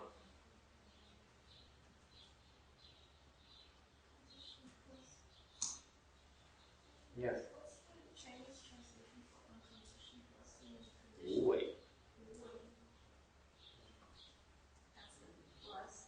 Ngũ duyên, sorry, ngũ duyên. Dỗ duyên. Okay. Any question? Okay, let me explain it for you in general, give you general explanation for yourself. Okay, dạng đại cái là cứ đi. Okay. Why? In this sutra, you will find repeatedly, you will find many sections where it brings up the very comparative blessings and virtue in various karma.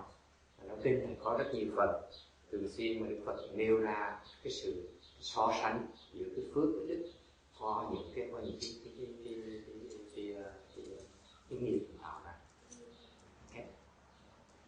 In order to illustrate for you the differences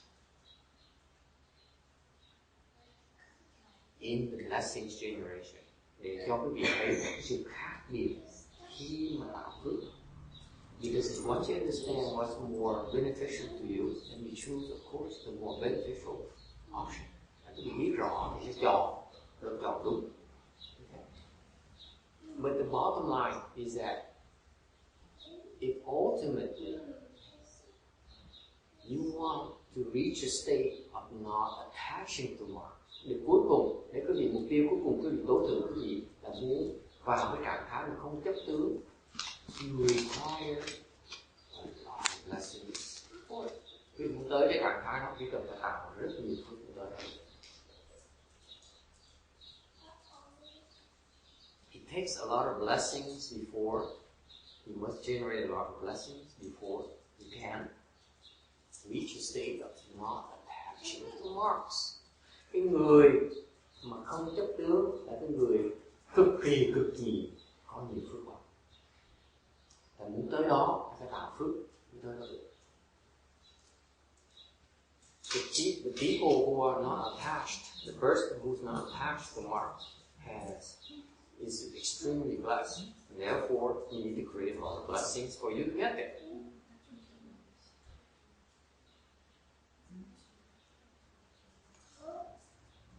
Yes. What do you mean by blessings received? Blessings is the end result of doing good. Cái phước là gì? Phước là cái kết quả của cái chuyện làm thiện, làm tốt. Every time you do anything good, you generate blessings for yourself. Tất cả những cái nghiệp mà thiện quý vị tạo ra nó đều tạo phước cho quý vị. Is it clear? Let me rephrase it for you. Thầy nhắc lại cái gì một lần nữa. You must do good. Quý vị phải làm thiện.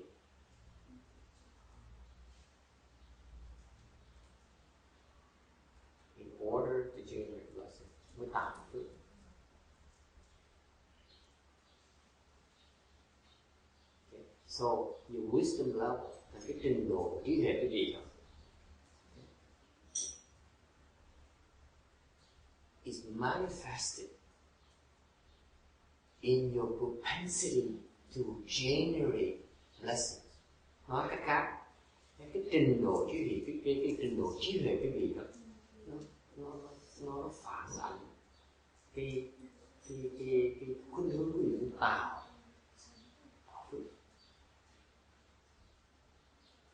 The wiser people are constantly generating blessings. Nói cách khác, cái người có trí huệ đó đang luôn luôn tạo phước.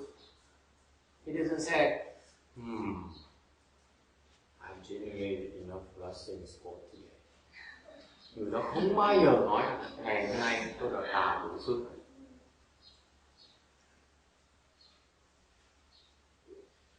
He says, I want to generate more blessings. Người này nói, người có trí huệ, bay cũng nói, tôi muốn, tôi cần phải tạo thêm phước. The wise people would never be satisfied with the generation of blessings. Cái người có trí huệ không bao giờ thỏa mãn với cái phước báo của họ. Never. Không bao giờ thỏa mãn. Is it clear?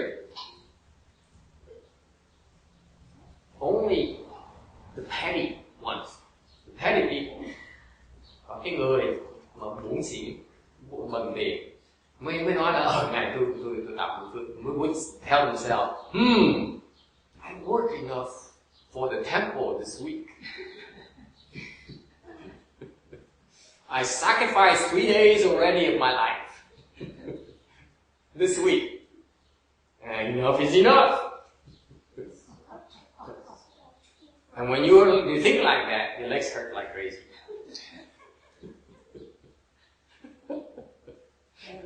I put in enough hours this week already. My legs are killing me. That's good. You're not generated enough blessings yet. I'm kidding, of course.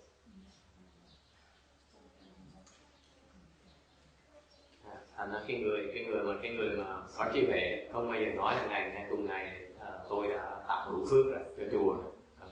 Hy sinh 3 ngày cuộc đời tôi rồi. Hy sinh đủ giờ nữa, làm đủ giờ tuần này rồi. No. Those people have no wisdom whatsoever. So, how can you tell someone has a blessing? Làm sao những người có phước? They're not afraid to continue the dream. Cái người có phước không sợ tạo thêm phước. They don't stop.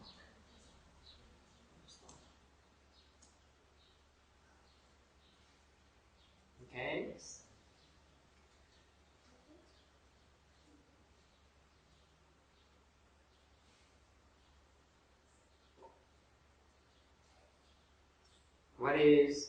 How do you cultivate? No one asked, so I'm going to help ask for you because I don't want you to walk away and like, you learn nothing so far, so I better teach you something. Tại không ai hỏi thì phải hỏi cho quý vị. And you know, that shows how desperate you are. You sit here and you wait. You open the forum and you say, any questions? I don't even bother asking that question anymore. Any questions? Because I ask the question myself. How do you generate both blessings and wisdom? What does it mean?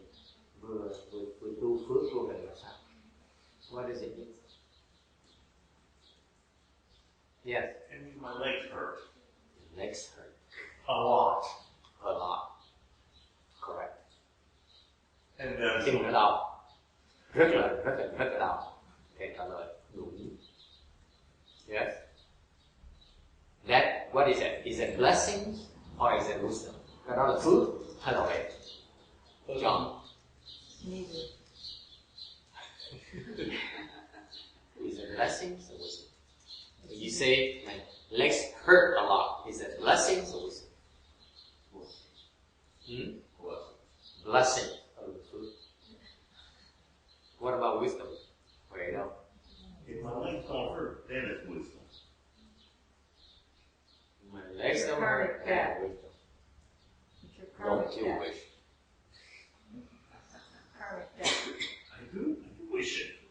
What is wisdom? The day when you say my legs don't hurt, that's wisdom. You become Buddha already. No, the day Yeah, you talk about that's legs, wisdom. you're not becoming Buddha. Okay, yes, it's true. But you still quite a ways I know. before you get there. We're talking about how to get there with wisdom. Okay, we're not talking about the Buddha's wisdom yet. Because the Buddha is fantastic. Yeah, the Buddha, he would sit like that, he would have no pain whatsoever. I guarantee you, no pain. There's such a state, believe it or not. Only the Buddha knows it. In our lifetime? It feels so good. In our lifetime? Don't push it like Hey, wait a minute, how would you know it does not feel so good? It is so wonderful that the concept of pain doesn't even exist. How many plan does that cost me?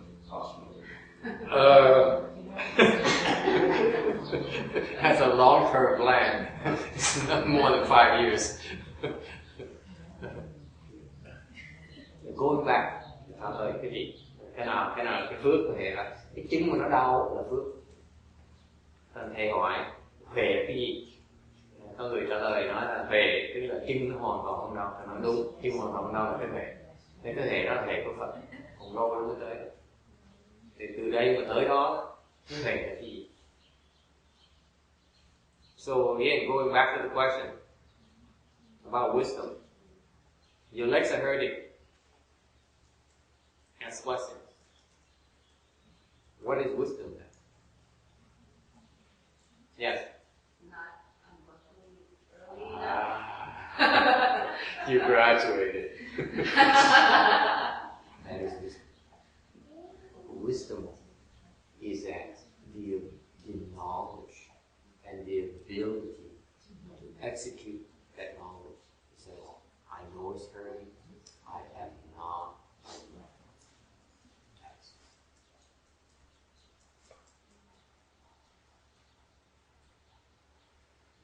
Cái về là cái hiểu biết, khả năng để sử dụng cái hiểu biết. Mình biết cái chân mình đau, nhiều có thể nói là tôi sẽ không được cái chân. Chứ không sai. See, that's why it's free. Wisdom is free. Can't charge. You yourself has a wisdom. No one can give it to you. Cái về không thể nào bán được. Tại vì quý vị có về cho thầy của quý vị hay thầy của ai. If I tell you wisdom is that you don't unbuckle your legs, it's only my wisdom, it's not your wisdom.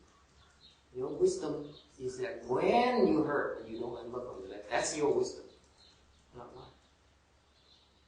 Cái này là thầy của quý vị. Thầy nói, thầy mô tả về là thầy có về là thầy không có xả chân ra, là cơ thể của thầy. Chỉ khi nào quý vị mà chứng đó mà không xả ra, lúc đó quý vị mới thực sự có thể. Thành bán được. Cái hệ thầy của quý vị không thể nào thương mại được. This is your wisdom, cannot be sold. Is it clear?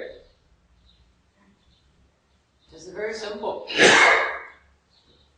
You sit there, you endure. That is wisdom.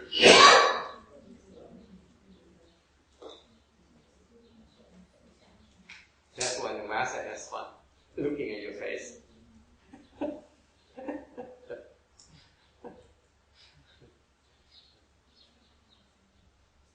All right. Any other question? Ai thắc mắc gì khác nữa không?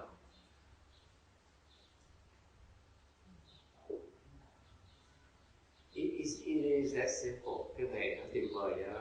Okay. The wisdom is from to manifest itself in your choices of action. Có hề nó lộ ra cái sự lựa chọn của hành động cái gì. You choose, you make the right choices. You chọn đúng. Instead of unbuckling, you choose to endure it. That is wisdom. Instead of winning, you choose to take a loss. Thay vì mình thắng, mình chọn để tiếp tục.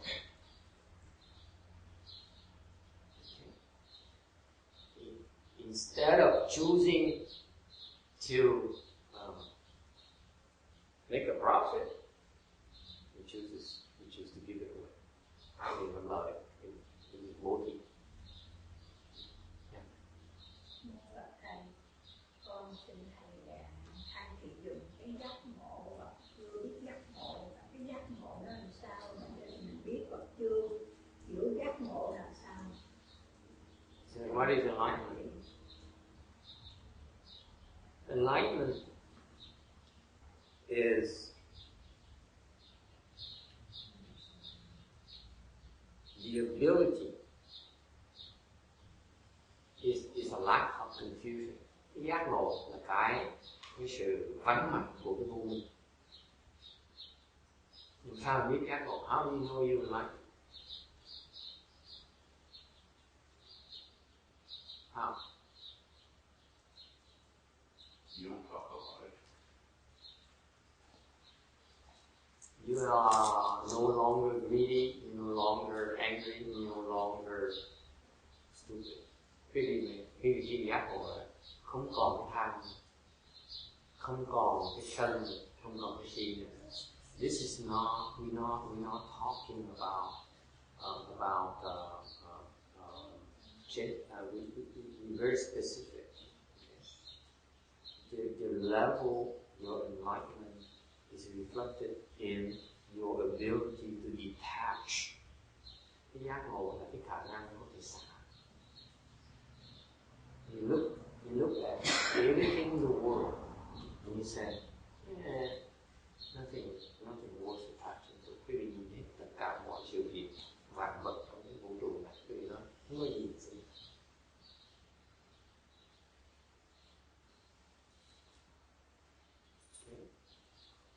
You look at the pain. You say, oh my God, how can I take this? I can't take this. And you say, it's nothing. Why am I so petty? Sao mình nhỏ nhen? Why am I so afraid of pain? Sao mình đau đến mình sợ?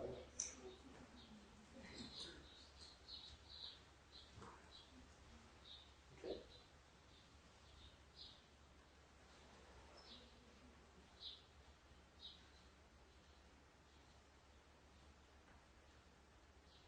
Ultimately, enlightenment is the ability to let go. Cuối cùng, cái giác ngộ, cái khả năng có thể xả. If nothing, you cannot let go. Không có cái gì mà cũng xả được. Đó gọi là giác ngộ. You don't become enlightened unless there's nothing you can do.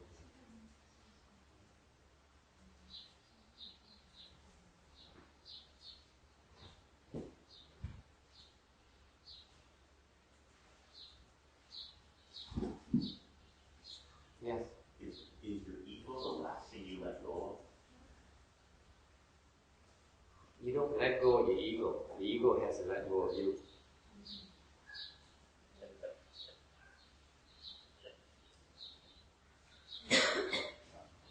Nothing goes off by itself. It has to die. It has to be transformed into wisdom. Ego, you transform the ego into wisdom. Okay. It has to cooperate. I become And you can coax it to be better. coax. When you're there, you know. I know. You have another plan for me. Yeah, it's the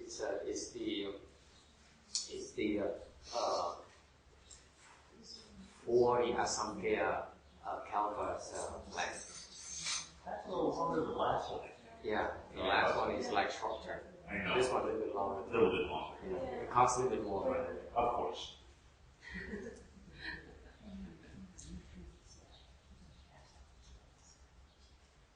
For example, why aren't you like ví dụ tại sao quý vị chưa giác ngộ? Why aren't you enlightened? Tại sao quý vị chưa giác ngộ? Why aren't you enlightened? Because Because I will give you an example, concrete example right now. Cho cái một ví dụ, tại sao cái vị ngắn gọn? Tại vì thầy cho cái một cái ví dụ rất là cụ thể. You are afraid, cái gì còn sợ? You are afraid, aren't you? Yes, you are afraid. What are you afraid of? What am I afraid of? What are you afraid of? What am I afraid of? Yes. Almost everything. Almost everything. See, she's afraid of spiders. Right? Cockroaches. Mice. Snakes. Right? So, yeah. Dead birds.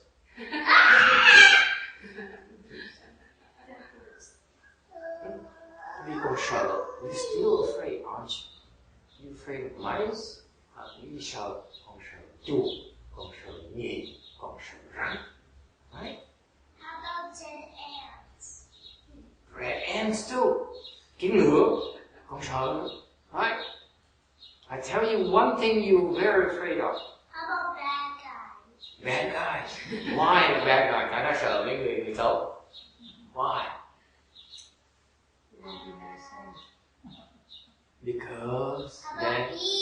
Because then bees too. Oh no. He knows what he's talking about. Because How about anteaters? Anteaters. No, you can't be afraid. Because they can inflict pain upon you. Oh. How about bad ninjas? Ultimately, the one thing that is you're afraid of is pain, aren't you? Because you're down, right? Nobody likes pain. Tell me anyone who's not afraid of pain. I'm down. A masochist. Hmm? A masochist. See? All of you are afraid of pain.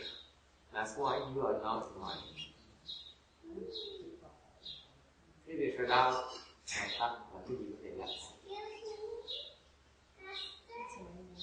you get it? You guys get it? That's why we train you. The first thing we train you is what? Pain. Yes. How about, I think something is very scary, so let's have an idea. Like what? Like some, like bad cats and roaches. Yes, it's scary. Okay? And ghosts? Ghosts too. Ghosts are very scary. Okay? How about skeletons? Skeleton, especially skeletons. You see, How about pain. skeletons that are alive? Mm-hmm. Then you're not scared of them.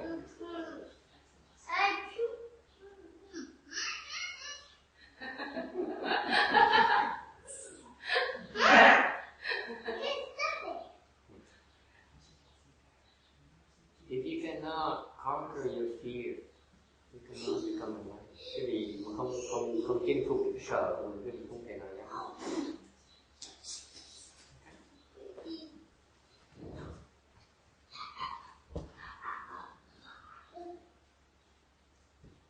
All right. Okay, thank you, Master.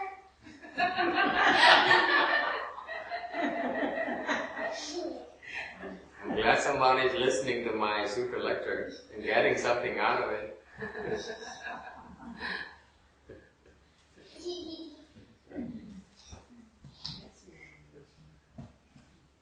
Thank you for the food that you made today again. All right. Sorry, bye-bye. All right. Any other questions? We have 5 minutes. We can answer. Spend the next 5 minutes trying to answer some of your questions. Yes. I was going to ask about the previous slide. So how do you get rid of the last thought? How do you get rid of the last thought?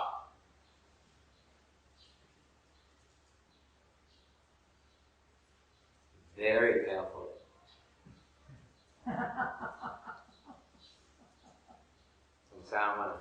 Làm sao mà bỏ cái tư tưởng cuối cùng? Để trả lời bỏ một cách rất là cẩn thận. Okay, next question.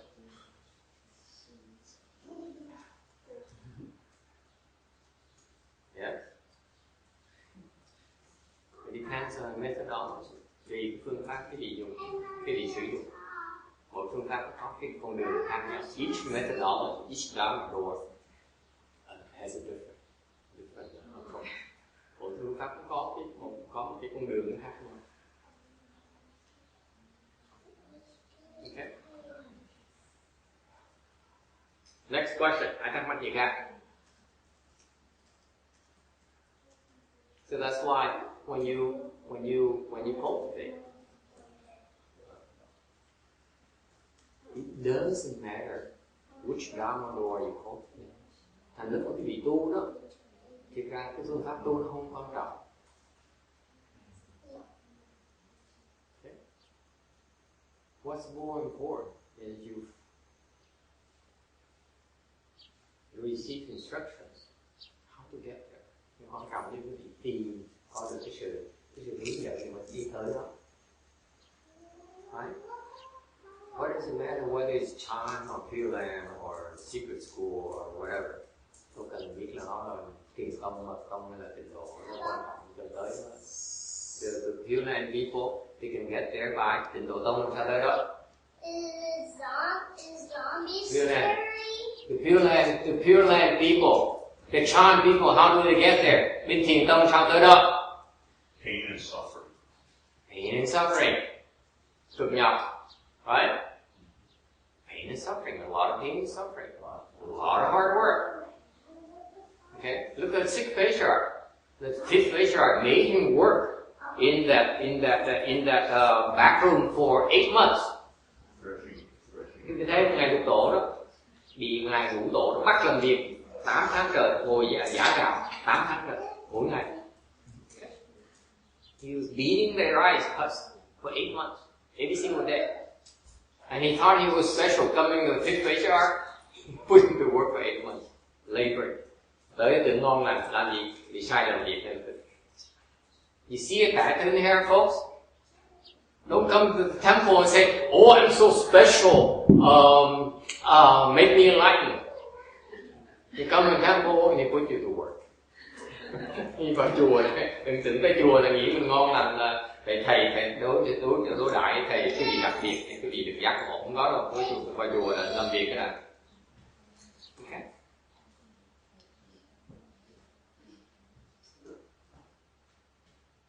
So the Chan school bên thiền tông với cái gì phải thực nhập. Okay. What about the Pure Land school? Và bên tịnh độ tông hay sao? Yes. You work for it as well? Làm việc không? What?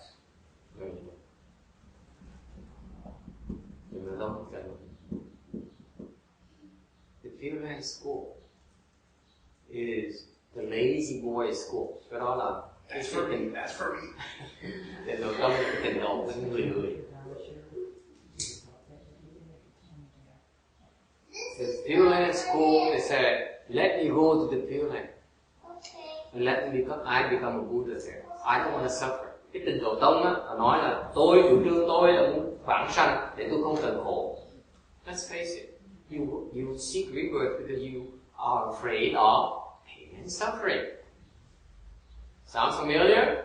If you're afraid of pain and suffering, you have to follow the Pure Land school. Nếu quý vị nghe rõ ràng, nghe chưa? Nếu quý vị mà sợ cực nhọc thì chỉ phải chạy theo tịnh độ tông, đừng theo thiền tông. Don't follow the Chan school. The Chan school is very clear. You suffer. Thiền tông phải khổ. I can't think of any way for the Chan school for you to accomplish the Chan Dhamma door unless you suffer. Cái thiền tông phải cực khổ. Không có cách nào khác. Yes. So it's still bound to be useful if you go to the Pure Land that you have taken the trouble and suffer some of the chance to. I'm sure that it helps you having that background. No, this is the beauty of the Pure Land School. If you're afraid of suffering, okay, you avoid suffering your entire life. Okay. Thành cái trình độ tông nó đặc biệt chỗ này là thứ nhất quý vị sợ khổ và quý vị suốt đời là còn lại của quý vị và cứ né cái khổ. You still can make it to Pure Land vẫn tới học trình độ được tới. You go at the same grade as somebody that goes at the same time as you, that's been working at Chan for 4 years. Would you be one of the same grade? Not necessarily. I don't think you would at all. That's why I'm talking. No, you may even do better than that person.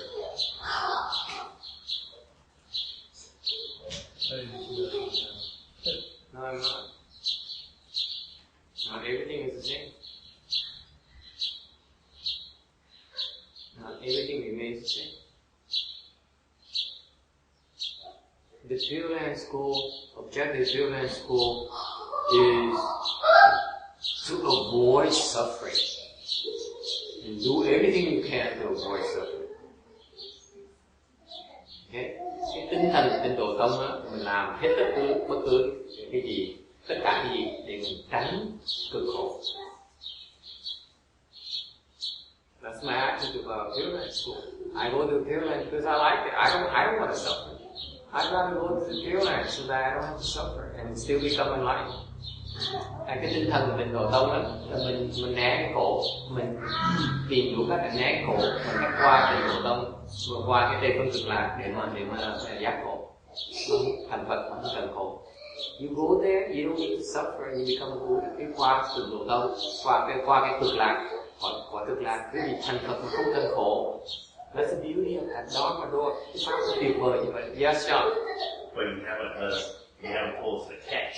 The catch is everybody is admitted to the Chan school right now if they want. The catch is not everybody gets to go to the Pure Land, and that's the big catch. Same thing in Chan school. Not everyone becomes enlightened through the Chan school.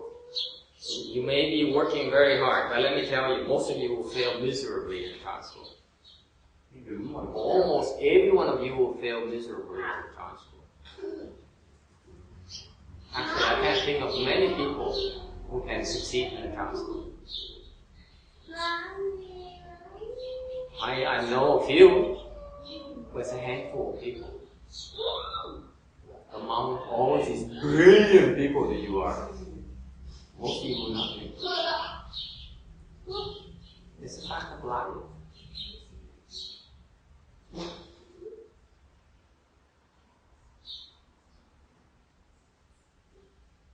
Okay. So, my take on the Pure Land School is I don't dare bring it up today. I didn't dare bring it up in the Amitabha Sutra when you explain it either, because then it's kind of be misleading. But to me, the Pure Land School, the mindset behind it is the abhorrence of pain and suffering. Mình thấy lúc mà thầy giảng kinh Phật thuyết A Di Đà muốn giảng phần này sẽ sợ cái điều lâm. Để sau khi giảng xong rồi thì mới giảng thì quý vị biết cái tinh thần của cái trình độ tống là cái chán ghét của cái khổ. So you do everything it takes to obtain rebirth. Thành quý vị thì dùng hết tất cả mọi phương tiện, cái khả năng mình để mà đắc được cái bản sanh. My question to you is that if you call yourself Pure Land School adherent, thành lại hỏi cái gì, nếu cái gì được quan mình là người theo trình độ tông, have you done everything you could? Mình tự hỏi đấy, mình đã làm hết tất cả cái gì để mình có thể được bản sanh chưa? I'm asking all of you. If you are a Pure Land person, have you done everything you could to obtain rebirth? Have you? See, because the Chan school is very clear. The Chan school, I'm going to labor right now so that I can become enlightened. It's very clear. They said, cái thiền tông nó rõ ràng. Thiền tông đó là tôi ngay bây giờ này để tôi giác ngộ. Còn cái trình độ tông á, whereas the Pure Land sect, it says, no mind. I don't want to go for rebirth right now. This lifetime. So my question to you is that if you truly are superior Pure Land practitioner, have you done enough yet? That's a comparison. Chan school is very straightforward. You work your butts up. Pure Land school is that I'm going to maximize my chances for rebirth. Have you done enough? No. Very wise argument. Nếu như vậy mà có nhiều trả lời, nếu mà tôi chưa làm đủ hết tất cả những khả năng của tôi, tận dụng của tôi, thì thầy trả lời ngược lại này là cái gì hơi thiếu trí tuệ. You're not a very wise person, aren't you? You lack wisdom, you thiếu trí tuệ. Okay. You have misplaced priorities. Cái gì không hiểu cái tầm quan trọng.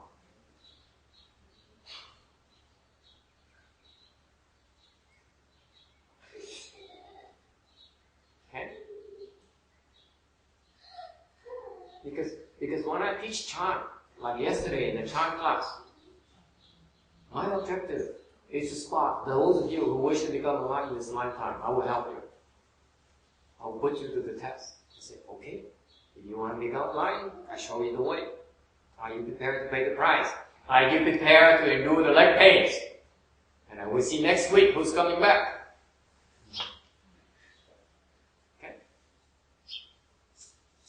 Chan school is different. You have to work for it. You have to labor for it. Pure Land school is that you have to invest for it. Okay? And again, I say a 4-year plan, 5-year plan, and? The one you offered me. The 47 Kalpa plan? Yeah, that's right.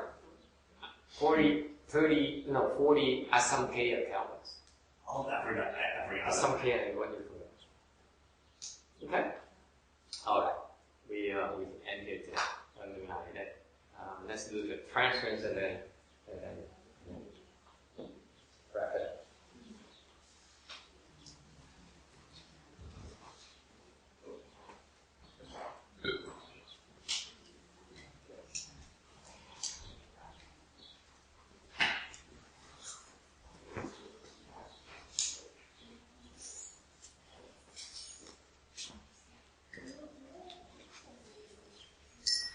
May these merits and virtues adorn the Buddha's spirit.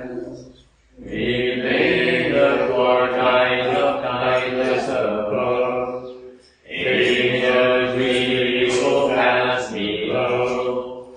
May those who see and hear all bring forth the Bodhi mind.